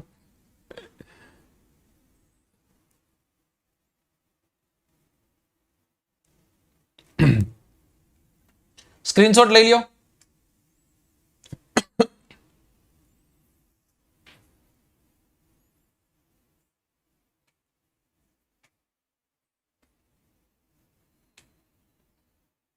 ચાલો, ઓકે. તો હવે આ જ ગ્રહો જે છે એ ગ્રહોમાં આપણે આગળ ભણીએ. ગ્રહો જે છે એ ગ્રહોમાં બીજું ભણવું હોય તો મેં તમને કીધું કે પ્લુટોને કાઢી નાખ્યો. એની પછી આંતરરાષ્ટ્રીય ખગોળ સંઘની એક બેઠક ભરાણી અને એમાં નિર્ણય લેવામાં આવ્યો કે તાજેતરની વાત કરીએ છીએ આપણે, કે તાજેતરમાં ભૂતકાળમાં શોધાયેલા અન્ય અવકાશી પિંડો છે ને, એ અવકાશી પિંડો આમ જોઈએ તો જેને આપણે વામન ગ્રહ કહીશું. શું કહીશું એને? આપણે વામન ગ્રહ કહીશું. અને એટલા જ માટે યાદ રાખજો, સેરેસ 2003 માં યુબી 313 છે. કેવો છે? યુબી 313. આ અને સાથે સાથે પ્લુટો બેયની લગભગ સાઈઝ છે એ સરખી હતી. બેયને શું કહી દીધા? બેયને કહી દીધા વામન ગ્રહ. તો આજે આપણો પ્લુટો કેવો ગ્રહ છે? આપણો પ્લુટો વામન ગ્રહ છે. કેવો ગ્રહ છે? વામન ગ્રહ છે. આટલું કંઈક યાદ રાખવાનું છે આપણે. ત્યાંથી આગળ વધીએ. આપણે જ્યારે પણ ખગોળશાસ્ત્રની વાત કરીએ ત્યારે આપણા પ્રાચીન અને ખૂબ સારો એવો ઇતિહાસ રહેલો છે ખગોળશાસ્ત્ર સાથે. તરત આપણને આર્યભટ્ટ યાદ આવે. આર્યભટ્ટ જે છે એ પ્રાચીન ભારતના એક પ્રખ્યાત ખગોળશાસ્ત્રી હતા. અને તેમને એવું કીધું હતું કે સૂર્ય જે છે ને એ સૂર્યને પ્રતિબિંબિત કરવા ના કારણે ચંદ્ર જે છે, ચંદ્ર અને ગ્રહો ચમકે છે. મતલબ કે સૂર્ય પોતાની લાઈટ ચાલુ કરે એટલા માટે ચંદ્ર અને પૃથ્વી છે ચમકે છે. આજથી ઘણા વર્ષો પહેલા આર્યભટ્ટે આ કહી દીધું. સાહેબ, આર્યભટ્ટે એવું કીધું હતું કે પૃથ્વી છે એ પૃથ્વી સૂર્યની ફરતે ફરતે ફરે છે. આજથી ઘણા વર્ષો પહેલા તેઓ એક ગ્રંથ લખ્યો હતો અને એ ગ્રંથનું નામ છે આર્યભટ્ટીમ નામનો ગ્રંથ. કયો ગ્રંથ છે? આર્યભટ્ટીમ નામનો ગ્રંથ. મિત્રો, આજે હું અને તમે કદાચ આના પર લખી શકીએ. એની પાછળનું કારણ આજે ટેકનોલોજી છે ને, એટ ઇટ બેસ્ટ છે, એકદમ જબરદસ્ત રીતના આગળ વધી રહી છે. પણ સાહેબ, જ્યારે આર્યભટ્ટ હતા ને ત્યારે કોઈ એવી ટેકનોલોજી નથી. અને એ સમયે આર્યભટ્ટે આ બધી વાતો કરી હતી. આર્યભટ્ટીમ નામનો ગ્રંથ કે જેમાં બીજ ગણિત, અંક ગણિત આવતું અને સાથોસાથ આવતું ખગોળશાસ્ત્ર. તો ખગોળશાસ્ત્રના ઘણા બધા એવા મોટા નામ થઈ ગયા. કણાદનું વાત કરો, વારામિહિરની વાત કરો, રાઈટ, આર્યભટ્ટની વાત કરો. આ બધા ભારતના એક પ્રાચીન ખૂબ સારા એવા ખગોળવિદો હતા. તો ખગોળશાસ્ત્ર અને ભારતને એક પહેલેથી દિલનો નાતો છે. એટલે કદાચ પછી આપણા પર 300 વર્ષ એક સત્તા કરી ગઈ, 400 વર્ષ કોક આવીને જીવી ગયું, પણ છતાં પણ 700-800 વર્ષની ગુલામી બાદ પણ આજે ભારત તમે જુઓ છો અવકાશ ક્ષેત્રે પોતાની ઝળહળતી પ્રગતિ દેખાડે છે. તમે કદાચ કરંટમાં જોડાયેલા છો કે આપણું મૂન મિશન છે, એમાં હવે આપણી સાથે ફ્રાન્સ છે એ ફ્રાન્સ કોલોબરેશન કરશે. અને ભારત અને ફ્રાન્સ જે છે એ ફ્રાન્સ બંને સાથે મળી અને અવકાશી જે સફર છે એ સફર ખેડશે. આજે નાસા નામની સંસ્થા ભારત સાથે વર્ક કરવા માટે તૈયાર છે, રાઈટ. તો આનાથી આપણને એક ખ્યાલ પડ્યો કે સાહેબ, આપણા વૈજ્ઞાનિકો, આપણા ખગોળશાસ્ત્રીઓ અને જે પણ અવકાશ ક્ષેત્રે કામ કરે છે એ કેટલી જબરદસ્ત રીતના ડેડિકેશન સાથે પોતાનું વર્ક કરી રહ્યા છે, જેના કારણે આપણે ગૌરવવંતિત છીએ. આજે કદાચ કોરોના કહેર હોય, આજે કદાચ બેરોજગારી જે પણ હોય, હું સમજી શકું છું છે, એ વાત આપણે સ્વીકારવાની છે. પણ સાથોસાથ એ પણ સ્વીકારજો સાહેબ કે ઘણા બધા ક્ષેત્રો એવા છે કે જેમાં ભારત આજે આત્મનિર્ભર થઈ રહ્યું છે. એમાં સૌથી મહત્વનું, સૌથી મોટું જો કોઈ એક ફિલ્ડ હોય તો એને આપણે કહીએ છીએ ડિફેન્સ ફિલ્ડ, રાઈટ? આપણે જે બહારથી વસ્તુઓ મંગાવતા એ આપણે થોડીક ઓછી કરી છે. આજે આપણી વસ્તુઓ બહાર વેચાય છે. એ આપણી અગ્નિ હોય તોય ભલે, પૃથ્વી હોય તોય ભલે, આપણે બહાર વેચીએ છીએ. આપણા હેલિકોપ્ટર આપણે વેચીએ છીએ. આપણે બહારથી લઈએ છીએ એવું નથી લેતા. તો સારી વાત છે. સારી વાતને આપણે સ્વીકારવાની, ખરાબ વાતને આપણે આકરા અને કડક પ્રહારો પણ કરવાના છે. ડન? ચલો, તો આટલું આપણને ખબર હોવું જોઈએ. અહીંથી આપણે આગળ જઈએ છીએ. આ તે પીપીટી સ્વરૂપે તમારે કદાચ જોવું હોય તો હું તમને દેખાડી દઉં. રાઈટ? ગ્રહો જે છે સૂર્યથી તેમના અંતરક્રમમાં બુધ, શુક્ર, પૃથ્વી, મંગળ, ગુરુ, શનિ, યુરેનસ અને નેપચ્યુન છે. સૂર્યમંડળના તમામ 8 ગ્રહો જે છે નિશ્ચિત માર્ગમાં સૂર્યની આસપાસ ફરે છે. જે માર્ગો લાંબા હોય છે તેને ભ્રમણ કક્ષા કહેવામાં આવે છે. શુક્ર જે છે, શુક્રને પૃથ્વીનો જોડિયો, મોસ્ટ ઇમ્પોર્ટન્ટ પોઈન્ટ અહીંયા છે. શુક્રને પૃથ્વીનો જોડિયો કહી છે. પહેલા શું હતું? પહેલા હતું મર્ક્યુરી, પછી શું હતું? પછી હશો વિનસ, અને વિનસ પછી શું હતું? અર્થ. રાઈટ? એટલે આમ જોઈએ તો અર્થ અને વિનસ બે એકબીજાની નજીક છે. આની કોર માર્સ છે, તો પૃથ્વીની આ બાજુ માર્સ છે, આ બાજુ વિનસ છે, એટલે કે મંગળ છે અને શુક્ર છે. સાહેબ યાદ રાખજો, શું કામ જોડિયો ગ્રહ કહેવાય છે? એની પાછળનું કારણ એ છે કે લગભગ એનો આકાર અને કદ છે એ પૃથ્વી જેવું હોવાના કારણે. શું કામ? એની પાછળનું કારણ કે તેનું કદ અને તેનો આકાર પૃથ્વી જેવો છે, એટલા માટે શુક્રને આપણે કહીએ છીએ પૃથ્વીનો જોડિયો ગ્રહ. ક્લાસ 3 માં વારંવાર પૂછાયેલો આ પ્રશ્ન છે.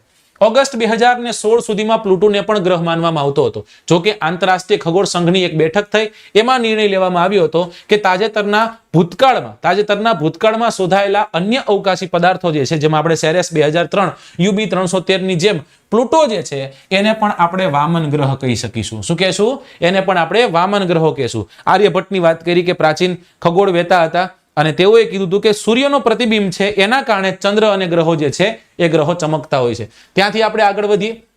ગુરુ, શનિ અને યુરેનસ આ એવા ગ્રહો છે કે જેની ફરતે ફરતે વલયો આવેલા છે. શું આવેલા છે? એની ફરતે ફરતે વલયો આવેલા છે. આ નાના નાના કાટમાળના પટ્ટાઓ છે. આ શું છે? નાના નાના કાટમાળના પટ્ટાઓ. વારાફરતી વારા જ્યારે આપણે ગ્રહો ડિસ્કસ કરશું ત્યારે આપણે સમજીશું, પણ આપણે શરૂઆત કરવી જોઈએ મારાથી. આપણે શરૂઆત કરવા જઈએ આપણાથી, અને આપણો ગ્રહ એટલે તમે જોઈ રહ્યા છો પૃથ્વી. 2 મિનિટનો ટાઈમ લઈ લો, પાણી પી લો, પછી આપણે સ્ટાર્ટ કરીએ.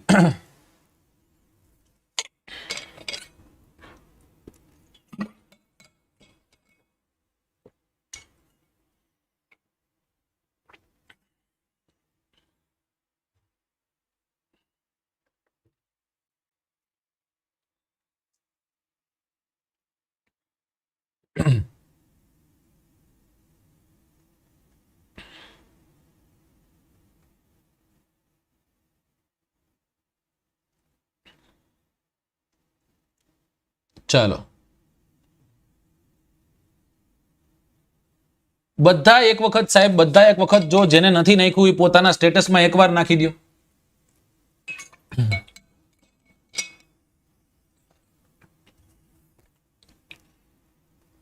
ઓલમોસ્ટ આપણે 1 કલાક ભણ્યા છીએ. પૃથ્વીને આપણે ભણીએ પછી આપણે આજે છૂટા પડશું.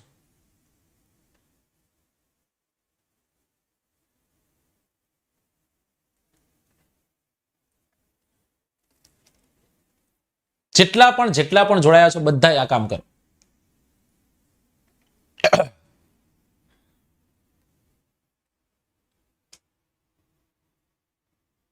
વાહ વાહ વાહ વાહ વાહ વાહ, વેલકમ વેલકમ વેલકમ સાહેબ.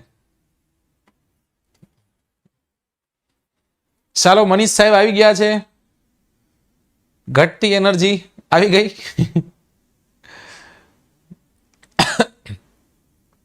દીપેનભાઈ, ફિઝિકલ, જીઓગ્રાફી આમાં જે આવતું હશે બધું આવશે, તમે ટેન્શન ન લ્યો. થેન્ક યુ સાહેબ. તો મનીષ સરની એક વાત કરી દો. મનીષ સર સાહેબ મારે કહેવાની જરૂર જ નથી, રાઈટ? બધાને ખ્યાલ જ છે. મનીષ સાહેબ થકી લોકો મને ઓળખે છે, મારા થકી મનીષ સાહેબને કોઈ નથી ઓળખતું. પણ કોઈ છોકરાઓ આજે પ્લેટફોર્મમાં નવા આવ્યા છે જે મને નથી ઓળખતા, મનીષ સાહેબને નથી ઓળખતા, પણ અચાનક લાઈવ ચાલુ હતું ને આટલા લાઈવ જોયા, તમે અંદર ઘૂસી ગયા છો. તો તમારા માટે 8:30 કલાકે રેગ્યુલર કરંટ અફેર્સ જો કોઈ લઈને આવતું હોય તો એ યુટ્યુબ ચેનલ પર મનીષ સાહેબ છે. અને 8:30 કલાકે સ્પેશિયલમાં 101 નો ટોપિક લઈને આવતો હોય તો હું છું. રાઈટ. પછી સાહેબનો એક બીજો ટાઈમ આપી દઉં, રાત્રિના 10 વાગે. કેટલા વાગે? રાત્રિના 10 વાગે. જેવી રીતના હું અહીંયા 101 ટોપિક ભણાવી રહ્યો છું, એવી રીતના સાહેબ 100 ટોપિક ભણાવી રહ્યા છે, રાઈટ.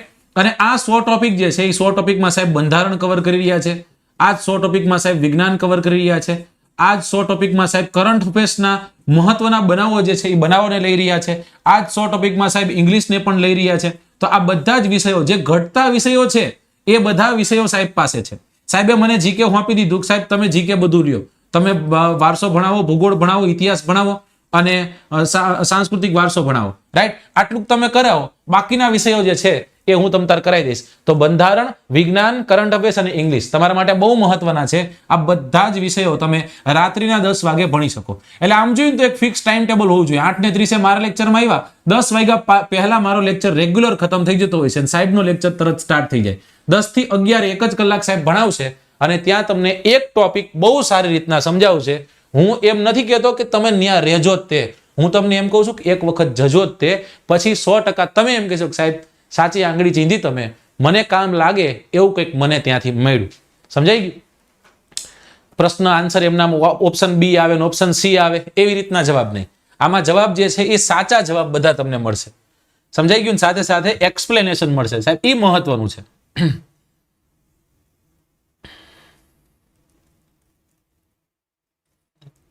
અરે સાહેબ તમે આવું કીધું મારા માટે બહુ કહેવાય, પણ આ વાત મિથ્યા છે. તમે હું બે જાણીએ છીએ. તમારી પાસે જે છે સાહેબ, મનીષ સાહેબને એટલા માટે જ હું વખાણું, એની પાછળનું કારણ એક છે કે સાહેબ ડેડિકેશન હોય ને તો મનીષ સાહેબ જેવું, અને ડેડિકેશન હોય તો ઓલા ડિસલાઇક કરવા આવે ને એવા જેવું. બે લોકોમાંથી તમે ડેડિકેશન લઈ શકો, એક મનીષ સિંધી સાહેબમાંથી અને એક જે ઓલા ડિસલાઇક કરવા આવે. પોઝિટિવ ડેડિકેશન અને નેગેટિવ ડેડિકેશન તમે બે જોઈ શકો છો, રાઈટ. રેગ્યુલર 8 ને 30 કલાકે આવીને કરંટ અફેર્સ ભણાવો, ઇટ્સ નોટ અ સાહેબ નાની માના ખેલ નથી, રાઈટ. તમે મને કહો ને સાહેબ તમારે કરંટ અફેર્સ નહીં, તમારે રેગ્યુલર 8 ને 30 કલાક આવીને રેગ્યુલર લેક્ચર લેવાનું, હું ન લઈ શકું. સમજાય? હા, અઠવાડિયામાં 5 દિવસ આવી જાવ કદાચ કયો તો, પણ એમ કહો કે રેગ્યુલર આવવાનું તો એ પોસિબલ જ નથી. અને આજે આ લેટ્સ ક્રેક ગુજરાત એક્ઝામ 2.5 લાખે પહોંચવા આવી છે સબસ્ક્રાઇબરમાં, એનો પહેલો સબસ્ક્રાઇબર છે ને એ મનીષ સિંધી સાહેબ ખુદ હતા. કારણ કે એ પોતાની ચેનલ છે, એને આમ ધીમે ધીમે પોતે પાણી પાઈ અને મોટી કરી છે. આજે બહુ મોટું એવું ઘટવૃક્ષ તૈયાર થઈ ગયું છે અને આમાંથી જે ફળ મળે છે એ ફળ તમામ આજે લૂંટી રહ્યા છે. અને એના માટે હંમેશા આપણે બધા મનીષ સાહેબને આભારી રહેશું. કારણ કે આની એકેડમીને ગુજરાતમાં લાવ્યા તો પોતે ને, સમજાય. અને આજે તમે જોઈ શકો છો કે આપણો એક સરસ એવો પરિવાર છે, ફેમિલી છે કે જેમાં આપણે ઘણું બધું ભણી રહ્યા છે. થેન્ક યુ સાહેબ.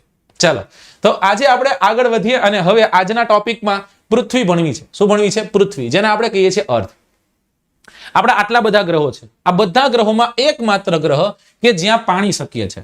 સૂર્ય, કદાચ સૂર્યથી નજીકના ગ્રહોની વાત કરીએ તો સૂર્યથી સૌથી નજીકમાં એક ગ્રહ છે જેને આપણે કીધું બુધ. એની પછીનો ગ્રહ છે જેને આપણે કીધું શુક્ર. એની પછીનો ગ્રહ છે જેને આપણે કીધું પૃથ્વી. પૃથ્વી પછીનો ગ્રહ છે તેને આપણે કીધું મંગળ, રાઈટ.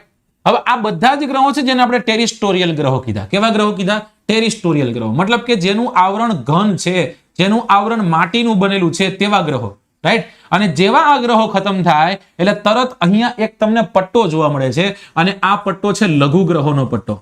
એનો પટ્ટો છે લઘુ ગ્રહોનો પટ્ટો. જેવા લઘુ ગ્રહો પાછા ખતમ થાય એટલે ફરી એક વખત મોટા કદના ગ્રહો જે છે શરૂઆત થઈ જશે કે જેમાં ગુરુ આવે, જેમાં શનિ આવે, જેમાં યુરેનસ આવે અને જેમાં નેપચ્યુન આવે, રાઈટ. તો આમ જોઈએ ને તો લઘુ ગ્રહો પછીના જે ગ્રહો છે ને એ ક્રમમાં કદાચ તમારે ગોઠવવાના થાય સાઈઝ પ્રમાણે તો એ ક્રમમાં જ છે. પહેલા ગુરુ જ આવે, પછી શનિ જ આવે, પછી યુરેનસ આવે, પછી નેપચ્યુન આવે. અને પ્લાનેટ આપણા જે સૂર્યમંડળના ગ્રહો છે એ ગ્રહોમાં પહેલા નંબરનો, બીજા નંબરનો, ત્રીજા નંબરનો, ચોથા નંબરના લાઈનમાં મોટા ગ્રહ કહેવાનું કહેતો યાદ છે. આ બધા ગ્રહો છે એ લગભગ ઘન છે. એનું આવરણ કેવું છે? ઘન આવરણ છે. જ્યારે આ બધા ગ્રહો છે ને એ લગભગ ગેસ ફોર્મમાં છે. કેવા ફોર્મમાં છે? ગેસ ફોર્મમાં છે, રાઈટ. આ ગેસના બનેલા છે, આ બનેલા છે ઘનના. ઓકે, આને આપણે ટેરિસ્ટોરિયલ કહીએ છીએ, આને આપણે કહીએ છીએ જોવિયન ગ્રહો. કેવા ગ્રહો કહીએ છીએ? જોવિયન ગ્રહો. હવે આ જ ઘન આવરણના બનેલા જે ગ્રહો છે, ટેરી એટલે માટી, ગ્રીક ભાષાનો શબ્દ છે. ટેરી એટલે શું થાય? માટી. જેવી રીતના આપણે પ્લાનેટ શબ્દ જે છે એ પણ ગ્રીક ભાષામાંથી ઉતરી આવ્યું આપણે જોયું, એવી રીતના ટેરી જે છે એ ટેરી શબ્દ પણ ગ્રીક શબ્દમાંથી ઉતરી આવ્યો છે. આને આપણે આંતરિક ગ્રહો પણ કહીએ છીએ. કેવા ગ્રહો કહીએ છીએ? આંતરિક ગ્રહો પણ કહીએ છીએ. જ્યારે આને આપણે બાહ્ય ગ્રહો કહીએ છીએ. કેવા ગ્રહો કહીએ છીએ? બાહ્ય ગ્રહો. આમ જોઈએ તો આનું બીજું નામ પણ છે હજી. આને આપણે પાર્થિવ ગ્રહો કહીએ છીએ. કેવા ગ્રહો કહીએ છીએ? પાર્થિવ ગ્રહો કહીએ છીએ. એમાં શેનો સમાવેશ થાય છે? એમાં સમાવેશ થાય છે બુધનો, ત્યારબાદ સમાવેશ થાય છે શુક્રનો, ત્યારબાદ સમાવેશ થાય છે પૃથ્વીનો, અને પૃથ્વી પછી મંગળ. મંગળ પછી શું આવશે? લઘુ ગ્રહનો પટ્ટો. લઘુ ગ્રહ પટ્ટા પછી શું આવશે? તો કે ગેસિયસ ફોર્મમાં બનેલા બધા ગ્રહો. અને આ બધા ગ્રહોને શું છે? આ બધા ગ્રહોને પોતાના વલયો છે. રાઈટ? આ બધા ગ્રહોને શું છે? પોતાના વલયો છે. સમજાય છે? ગુરુને છે, શનિને છે, યુરેનસને છે, બધાને છે. પણ સાહેબ સૌથી સુંદર વલયો કોઈના દેખાતા હોય તો એ શનિ છે. એટલા માટે આખા સૂર્યમંડળનો સૌથી સુંદર ગ્રહ હોય તો એ કયો છે? શનિ. પણ એમ પૂછે સુંદરતાની દેવી કોણ છે? તો કે સુંદરતાની દેવી એટલે શુક્ર ગ્રહ છે. કયો ગ્રહ છે? શુક્ર ગ્રહને સુંદરતાની દેવી કહેવાય. જ્યારે most beautiful planet in our solar system, અને એ કયો છે? શનિ, એટલે કે સેટર્નને આપણે સૌથી સુંદર ગ્રહો કહીએ છીએ. તો હું છે આમ બધું વ્યવસ્થિત તૈયાર થઈને એવું લાગે ને સૌથી સુંદર લાગે છે, કારણ કે એને બધું એવું બધું પહેર્યું છે. તો આ શનિ એવું બધું પહેર્યું છે. આ બધા પહેર્યું નથી, પણ સાહેબ તમને ખ્યાલ છે કે છોકરીઓ કઈ કદાચ કઈ લગાવે કરે નહીં તો એ સારી લાગે. તો એ દેવી કઈ કીધી? આપણે શુક્રને કીધી. કેને કીધી? શુક્રને કીધી. અહીંયાથી આપણે આગળ વધીએ. આ બેઝ છે. આટલું સમજાઈ ગયું?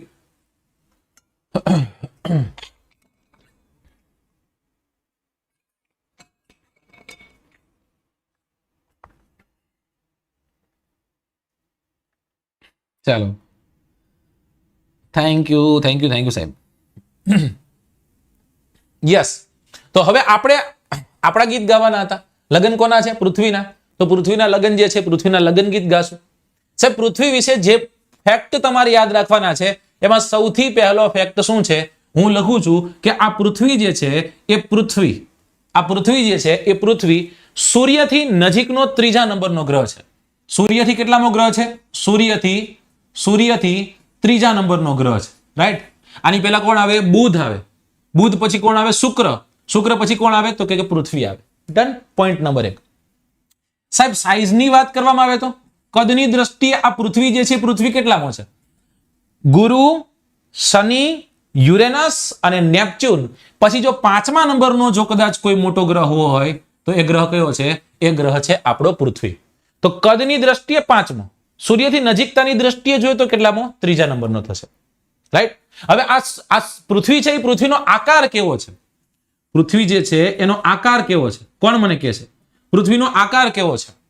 પૃથ્વીનો આકાર જે છે એ ચપટો, નારંગી રંગનો, આવી બધી તમે વાત કરશો, થોડોક ચપટો છે. રાઈટ? આવી રીતના તમે કહો છો. પણ નહીં, એનો આકાર જીઓઇડ છે. કેવો છે? જીઓઇડ છે. રાઈટ? એમાં તમે કદાચ જોતા હશો કે આ જીઓ છે. આ જીઓ સાથે ગ્રાફી લગાઈ જાય તો, જીઓ સાથે ગ્રાફી લગાઈ જાય તો જીઓગ્રાફી કહેશું. રાઈટ? એટલે પૃથ્વીનું અધ્યયન કહેશું. સમજાઈ ગયું? ત્યારબાદ છે જીઓમેટ્રી. શું છે? જીઓમેટ્રી.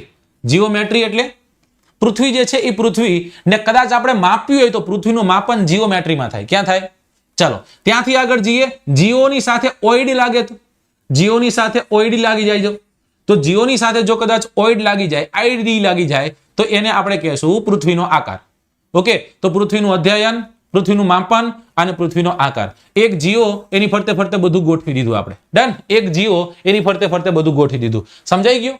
યાદ રહી જાય એવું છે, સિમ્પલ છે. અને આ ક્યાંક કોન્સેપ્ટમાં કામ લાગે, કારણ કે આપણે એકદમ આંકડા કેવા ભણીએ છીએ? બાલ મંદિરમાં હોય એવા નાના નાના ઝીણા ઝીણા પણ ખૂબ સારા એવા આંકડા જે તમને કામ લાગે છે એવા ભણી રહ્યા. ચલો ત્યાંથી આપણે આગળ વધી કે સાહેબ આ એક જ ગ્રહ એવો છે કે જેમાં જીવન શક્ય છે. એની પાછળનું કારણ, એની પાછળનું એકમાત્ર કારણ છે કે પૃથ્વી જે છે એ પૃથ્વી નીલ ગ્રહ છે. ચલો તો આમાં પહેલા લખી નાખીએ એનો કલર કેવો છે. આમ જોઈએ તો એનો કોઈ કલર ન હોય, પણ જો કદાચ તમે દૂરથી એનો કલર જુઓ તો એનો કલર જે છે એ નીલો છે. કેવો કલર છે? નીલો. ઓકે? નીલા રંગનો ગ્રહ હોવાના કારણે આને આપણે નીલ ગ્રહ પણ કહીએ છીએ. શું કહીએ છીએ? નીલ ગ્રહ કહીએ છીએ. રાઈટ? અને બહુ મહત્વની વાત કે પૃથ્વી જે છે એ પૃથ્વી કઈ જગ્યાએ આવેલી છે? તો પૃથ્વી આવેલી છે ગોલ્ડીલોક ઝોનમાં. કયા ઝોનમાં? ગોલ્ડીલોક ઝોનમાં. એટલે કે એક એવા ઝોનમાં આવેલી છે, એક એવા હેબિટેટ ઝોનમાં આવેલી છે કે જેના કારણે પૃથ્વીમાં જીવન શક્ય છે. સાહેબ સમજાણું નહીં? આ કઈ સમજાતું નથી મને. જો જેવી રીતના તમે આગળ વધતા જાઓ ને એવી રીતના બુધ તો નજીક છે એટલા માટે સૂર્ય એને કાંઈ કરવા જ નથી દેવાનો. શુક્ર તો કે શુક્રને કાંઈ નથી કરવા દેવાનો. પણ પૃથ્વી એક એવી જગ્યાએ આવી ગઈ કે સૂર્ય છે ને એ સૂર્યના પ્રકાશ એટલા એને ડિસ્ટર્બ નથી કરી શકતા. અને કદાચ એટલા જ માટે ત્યાં રાત અને દિવસ છે ને, આ રાત અને દિવસના ટેમ્પરેચરમાં એવડો મોટો વેરિએશન જોવા મળશે નહીં. રાત અને દિવસના ટેમ્પરેચરમાં એવો મોટો વેરિએશન જોવા નહીં મળે. હું તમને એમ કહું કે રાત્રિનું તાપમાન જે છે, રાત્રિનું તાપમાન 46 ડિગ્રી છે અને દિવસનું તાપમાન જે છે એ દિવસનું તાપમાન 120 ડિગ્રી છે, તો જીવન શક્ય બને? તમે તરત કહેવાના છો ના સાહેબ તો જીવન શક્ય નથી જ બનવાનું ને. તો ઇમ્પોસિબલ વાત છે. આવું તો બનવાનું જ નથી. જીવન શક્ય બનવાનું નથી. એની પાછળનું કારણ તો કે સાહેબ એટલું બધું ટેમ્પરેચર હોય તો મનુષ્ય જીવી શકે નહીં. અને રાત્રે એટલું ટેમ્પરેચર કઈ રીતના જીવી શકે મનુષ્ય? પૃથ્વીમાં તમે જોજો, આજે આપણે કદાચ દિવસનું એવરેજ તાપમાન તમે ગણો તો દિવસનું એવરેજ તાપમાન આપણે ગણી લીધું 38-39 ડિગ્રી છે. રાતનું તાપમાન એવું જોવા મળ્યું કે સાહેબ સીધું 1 ડિગ્રી વહી ગયું? ના, બહુ માઇનોર એવો ચેન્જીસ હશે. 5-7 ડિગ્રી જેટલો ચેન્જીસ તમને જોવા મળશે. કદાચ એટલોય નહીં જોવા મળે. સમજાય? એટલા માટે જીવન અનુકૂળ છે. અહીંયા વાતાવરણ છે અને આ વાતાવરણ છે, અહીંયા પાણી છે, આ એક એવા જગ્યાએ આવેલી હોવાના કારણે અહીંયા જીવ સૃષ્ટિ શક્ય છે. ડન? સમજાય છે કે નહીં? ચાલો ત્યાંથી આપણે આગળ વધીએ અને આ જ પૃથ્વી વિશે બીજી ડિટેલ્સ કદાચ તમારે જોઈ હોય તો હું તમને એમ કહીશ કે પૃથ્વી જે છે એ પૃથ્વીને પોતાની ગતિ છે. એક છે પોતાની ગતિ જેને આપણે કહીએ છીએ પરિક્રમણ ગતિ, બીજાને આપણે કહીએ છીએ પરિભ્રમણ ગતિ. હવે તમારે મને કહેવાનું છે પૃથ્વી પહેલા તો કોની ફરતે ફરે છે? પરિક્રમણ કોની ફરતે ફરે છે? અને પરિભ્રમણ જે છે એ પરિભ્રમણ પોતાની ધરી પર ફરે છે તો એને કેટલો સમય લાગે છે? પરિક્રમણ કરતા સૂર્યને અને પરિભ્રમણ કરતા પોતાની ધરી પર ફરતા પૃથ્વીને કેટલો સમય લાગે છે? આનો આન્સર તમારે મને આપવાનો છે.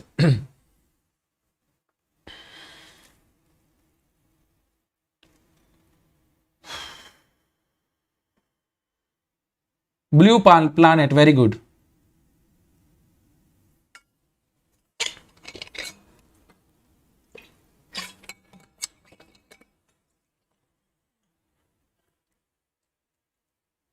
ઓકે, ચલો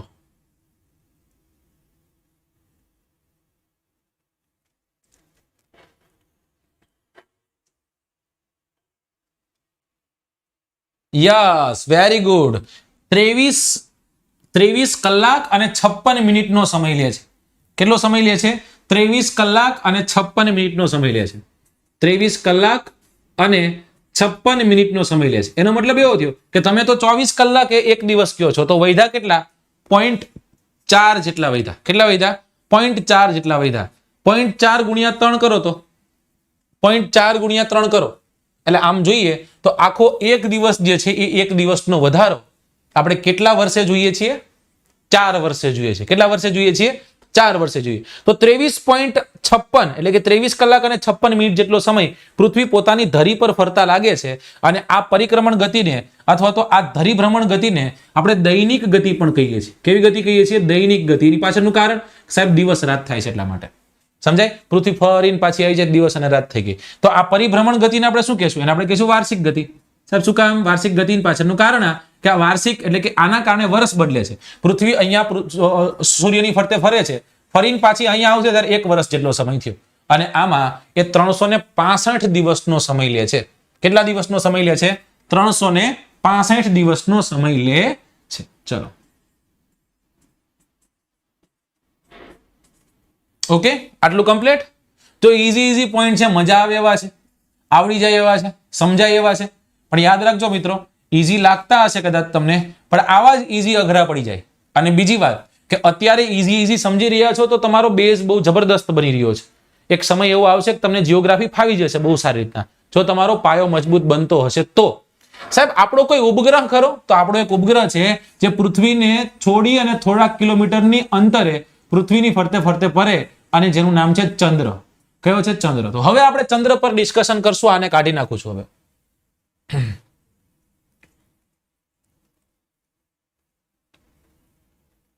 વેરી ગુડ. 1670 કિલોમીટર પર આર ની સ્પીડે ફરે ધરીભ્રમણ. યસ, મૂન છે, ચંદ્ર છે. શું છે? મૂન એટલે કે ચંદ્ર. ઓકે, તો આને કાઢી નાખું. આને કાઢી નાખું છું. ફોટો પાડવાનો ફોટો ખેંચી લો જલ્દી. ચલો ડન. ઓકે, તો પૃથ્વીની વાત કરી નાખી. પૃથ્વીના જે ડેટા છે અહીંયા જે મેં તમને કીધા એ જ બધા છે, એટલે તમારે કઈ જોવાની જરૂર છે નહીં. હું તમને લખીને દઉં ને એની મજા છે. અને સાહેબ તમે જેટલું ભણશો ને બધું પાછું હું તમને લખાવીશ એની મજા છે. સમજાઈ ગયું કે તમે ખાલી તમે જ નથી લખતા, હું લખું છું.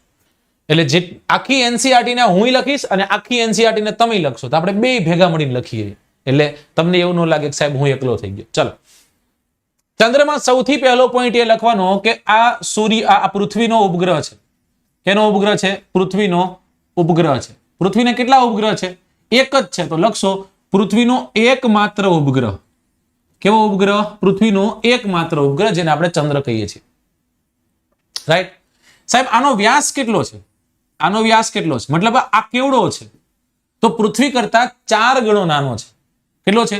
1/4 પાર્ટનો છે. કેટલા પાર્ટનો છે? 1/4 પાર્ટ. પૃથ્વી જેટલી છે ને એના કરતા નાનો છે. 1/4 જેટલો છે. કેટલો છે? 1/4 જેટલો. સાહેબ ચંદ્ર જે છે એ ચંદ્ર કેટલો દૂર છે? અહીંયા નજીક થાય, ભક્તિનગર સર્કલ થોડાક આગળ જાઓ, ચંદ્ર તમને દેખાય. નહીં એમ નહીં, કિલોમીટરમાં કયો તો યાદ રાખજો 3,84,000 કિલોમીટર દૂર છે. 3,84,000. કદાચ તમારે હજી ડિટેલમાં જવું છે તેમાં 400 લખી નાખવાનું છે.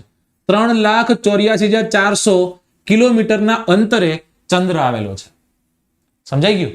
તો આટલો દૂર છે આપણાથી, અને છતાંય આપણાથી ખૂબ નજીકમાં છે એવું કહીએ છીએ આપણે.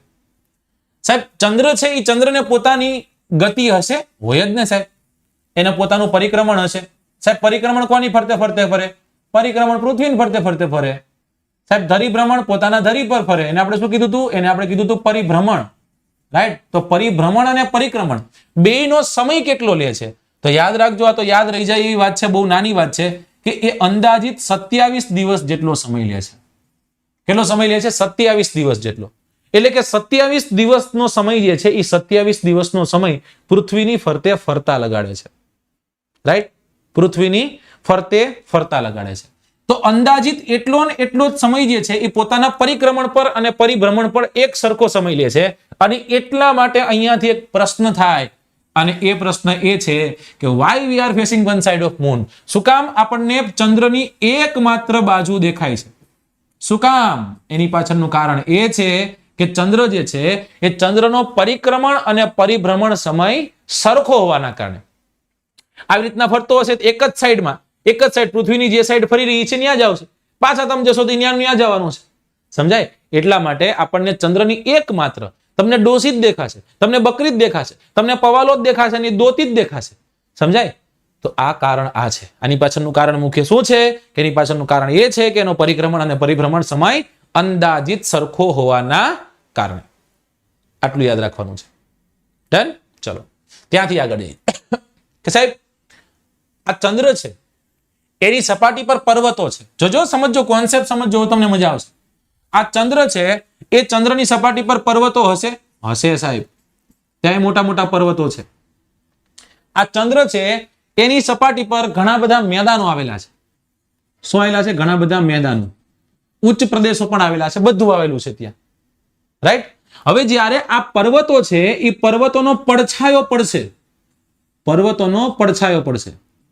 ફોર એક્ઝામ્પલ કે તમે જોઈ રહ્યા છો કે અહીંયા સૂર્યનો પ્રકાશ પડે છે. રાઈટ? સૂર્યનો પ્રકાશ અહીંયા પડતો હોય તો આનો પડછાયો જે છે પાછળના ભાગે પડશે. સમજાય છે? આ જે પડછાયો છે એ પાછળના ભાગે પડશે. અને પડછાયો હંમેશા કેવો દેખાય? પડછાયો હંમેશા શ્યામ વર્ણનો દેખાય. કેવો દેખાય? કાળો દેખાય. કેવો દેખાય છે? કાળો દેખાય. અને એ પર્વતોના પડછાયાના કારણે જે હવે પડછાયો કાળો દેખાય છે, અને એના કારણે ચંદ્રની સપાટી પર આપણને પડછાયા દેખાય છે. સમજાય? જે આપણને બ્લેક સ્પોટ દેખાય છે ને, બ્લેક સ્પોટ દેખાવા પાછળનું કારણ આ છે કે એ પર્વતોનો પડછાયો છે.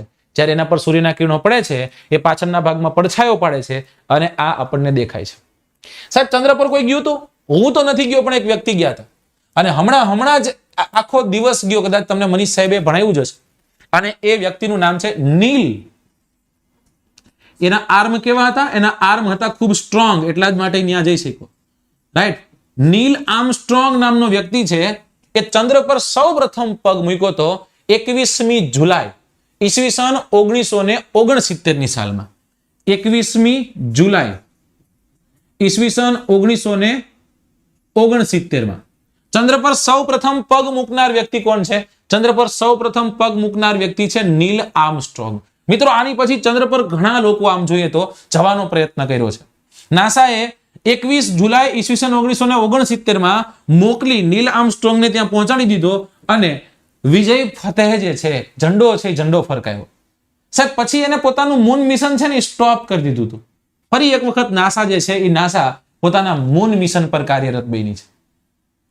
રાઈટ, અને ઘણા બધા લોકોને મોકલવાના છે અને એ લોકો પૈકીનો એક વ્યક્તિ જે છે એ વ્યક્તિ આપણો છે, આપણો ઇન્ડિયન છે. એનું નામ ખબર હોય તો કે હું ભૂલી ગયો છું.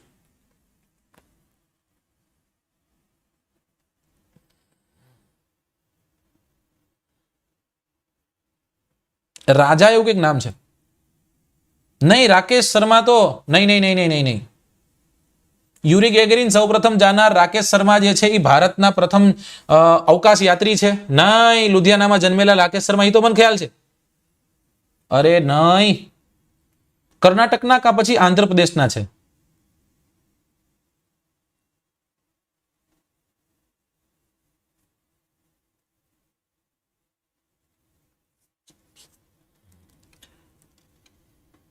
રાકેશ શર્મા ન આવે.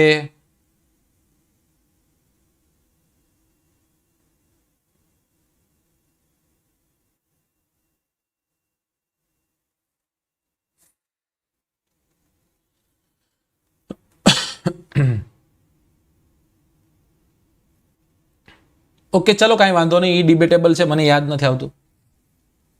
તો રાજા રમનના લગભગ છે, રાજા રમનના લગભગ છે, પણ કદાચ રાજા રમનના છે એ ચંદ્ર પર નહીં જવાના હોય તો અવકાશ સફર ખેડવાના હશે. પણ જોઈ લેજો એક વખત, ખાસ જોજો, ખાસ જોજો. રાણા ટાઈગ્રીના નહીં, દેડકાની વાત નહીં કરતા આપણે, રાજા રમનના. Very good. ચલો, સુશાંત સિંહ રાજપૂત નથી જવાનો ભાઈ. ચલો, એ તો આવી ગયા છે, ત્યાં પહોંચી ગયા છે. નીલ આર્મસ્ટ્રોંગ 21મી જુલાઈ ઈસવીસન 1969 ના રોજ ચંદ્રની ધરતી પર પ્રથમ પગ મૂકનાર વ્યક્તિ બને છે. રાઈટ, અને આ ચંદ્ર આપણો ઉપગ્રહ છે. શું છે? આપણો ઉપગ્રહ છે. ઉપગ્રહની બે ચાર વાતો કરી દઈએ અને પછી આપણે આજના લેક્ચરને વિરામ આપીએ. થોડોક એવો રેસ્ટ લઈએ. કાલે પાછા આપણે 2 વાગે ભેગા થશું. રાઈટ, તો એ ઉપગ્રહો જે છે એ જોઈ લઈએ. કોકે મને એવું કીધું કે સાહેબ પછી સ્લાઇડ પણ બતાવો. સ્લાઇડ જોવાની જરૂર નથી, તમે વધુ કન્ફ્યુઝ થશો એના કરતા હું જેટલા પોઈન્ટ લખાવું ને એટલા જ લખો. સમજાઈ ગયું? આ બધું બનાવીને તો આવ્યો છે, તમારા માટે જ બનાવીને આવ્યો છે. આ બધું તમારા માટે છે, પણ હું તમને એમ કહું છું કે તમે હું કહું એટલું લખો ને એની મજા છે. ઓકે, ચલો ત્યાંથી આગળ જઈએ. ઉપગ્રહ એટલે શું? ઉપગ્રહ કેને કહેવાય? મૂળ વસ્તુ એટલે કે ગ્રહ છે, એ ગ્રહની આસપાસ ફરતે ફરતે જો કોઈ ખગોળીય પિંડ ગતિ કરે છે એને આપણે ઉપગ્રહ કહીએ છીએ. રાઈટ, આ યાદ રાખવાનું છે. આ ઉપગ્રહ જે છે એ ઉપગ્રહના પાછા 2 પ્રકાર હોય, એક હોય કુદરતી અને એક હોય કૃત્રિમ. એક હોય કુદરતી અને એક હોય કૃત્રિમ. નથી આવ્યું? કાંઈ વાંધો. એક હોય કુદરતી અને એક હોય કૃત્રિમ. તો બે વિશે તમને તો ખબર છે અત્યારે તમને બહુ સારી રીતના ખબર છે. કૃત્રિમને આપણે માનવ સર્જિત પણ કહેશું. એક હોય છે કુદરતી અને એક હોય છે કૃત્રિમ. રાઈટ, આ કૃત્રિમ એટલે માનવ સર્જિત થયો, મનુષ્યએ બનાવ્યા હોય તેવા. રાઈટ, રિમોટ સેન્સિંગ સેટેલાઇટ છે આપણે મોકલીએ છીએ. માનવ નિર્મિત ઉપગ્રહ જે છે કૃત્રિમ રીતના બન્યા. વૈજ્ઞાનિકો દ્વારા બ્રહ્માંડના અભ્યાસ માટે અને સંદેશા વ્યવહાર માટે એ માહિતી એક કરવા માટે બનાવવામાં આવતા હોય, પછી એને છોડવામાં આવતી અલગ અલગ કક્ષાઓ છે. રાઈટ, લો અર્થ ઓર્બિટ છે ને હાઈ અર્થ ઓર્બિટ છે, એને પણ આપણે આગળ જતા ભણીશું. કારણ કે જો આજના જ બધું ભણી લેવાનો કોઈ મતલબ નથી, બધું આવશે. ફિઝિકલ જીઓગ્રાફી આવશે આમાં. રાઈટ, જે કેના દ્વારા છૂટતા હોય છે? જે રોકેટ દ્વારા છૂટતા હોય છે. કેના દ્વારા છૂટતા હોય છે? રોકેટ દ્વારા. ફરતે ફરતે એક ભ્રમણ કક્ષામાં એક ચક્કર મારે અને ધીમેકથી ઉપગ્રહને છૂટો મૂક દે એટલે એ ઉપગ્રહ જે છે એ ધ્રુવીય કક્ષામાં કા પછી વિષુવવૃત્તીય કક્ષામાં એ છૂટો થયેલો જોવા મળે. રાઈટ, ભારત જે છે એ ભારતે ઘણા બધા ઉપગ્રહો જે છે એ ઉપગ્રહોને આપણે છોડ્યા છે. રાઈટ, એમાં ખાસ કરીને યાદ રાખીશું ભારતીય ઉપગ્રહો, જેમાં ઇનસેટ, ત્યારબાદ છે IRS અને એડ્યુસેટ. આ મુખ્ય ઉપગ્રહો છે. ઇનસેટ, IRS અને એડ્યુસેટ આ ભારત દ્વારા નિર્મિત જે ઉપગ્રહો છે, કૃત્રિમ ઉપગ્રહો, એના એક્ઝામ્પલ્સ છે. કેના દ્વારા છૂટતા હોય છે? એ છૂટતા હોય છે રોકેટ દ્વારા. નોર્મલી શું કરવામાં આવતું હોય છે? એક રોકેટ હોય છે. આ તો જો કે દોર્યું આ સ્પેસ શટલ છે, પણ કાંઈ વાંધો નહીં, સાથે સાથે રોકેટને તમે જોઈ લ્યો. એક્સ ફોર એક્ઝામ્પલ આ રોકેટ છે એવું સમજજો, રાઈટ? હવે આ જે રોકેટ છે ને મિત્રો, આ રોકેટમાં ઈંધણ જે છે એ ઈંધણ સળગાવવામાં આવે અને એ જ્યારે ઈંધણ સળગાવવામાં આવે ત્યારે જબરદસ્ત ગેસનો ગુબારો જે છે એ નીચે તરફ ગતિ કરે છે, રાઈટ? અને એ પ્રેશરના કારણે આ રોકેટ જે છે રોકેટ ઉપર તરફ જાય છે. એમાં અલગ અલગ વસ્તુઓ, જ્યારે સ્પેસ શટલ જતું હોય ત્યારે એમાં તો બુસ્ટર રોકેટ ને બધું ગોઠવું હોય, રાઈટ? એમાં અલગ અલગ ટેન્કો પણ ગોઠવેલી હોય અને એમાં વચ્ચેના ભાગમાં ક્યાંક ઉપગ્રહ જે છે એ ઉપગ્રહની જગ્યા રાખી હોય, ત્યાં ઉપગ્રહ જે છે એ ઉપગ્રહ સેટ કરેલો હોય.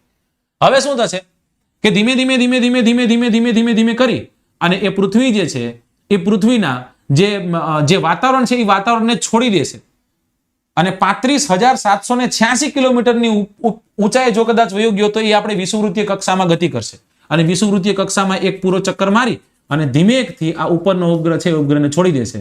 અને અવકાશમાં તમને ખબર છે કે કોઈ વસ્તુ એક વખત છૂટી મૂકી દીધી તો ગતિમાન પદાર્થ ગતિમાં અને બસ ગતિમાં જ રહેતી હોય છે, રાઈટ? એક વખત તમે ગતિમાં મૂકી દીધી, જ્યાં સુધી અવરોધ ન આવે ત્યાં સુધી એ ગતિમાં રહેશે. સ્થિર પદાર્થ કેવો રહે? સ્થિર પદાર્થ સ્થિરનો સ્થિર રહે. ઓકે, એવી રીતના એ પૃથ્વીને ફરતે ફરે.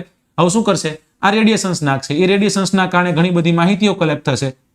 એના દ્વારા તે પ્રસારણ થશે, એના દ્વારા તે તમારો મોબાઈલ ચાલશે, એના દ્વારા લેટ્સ ક્રેક ગુજરાત એક્ઝામ આવશે, એમાં અભિજીત ઝાલા આવશે અને એનું તમે આજનો લેક્ચર જોતા હશો. તો જુઓ તમે કેટલી ટેકનોલોજી જે છે ટેકનોલોજી આગળ વધી ગઈ છે આજે.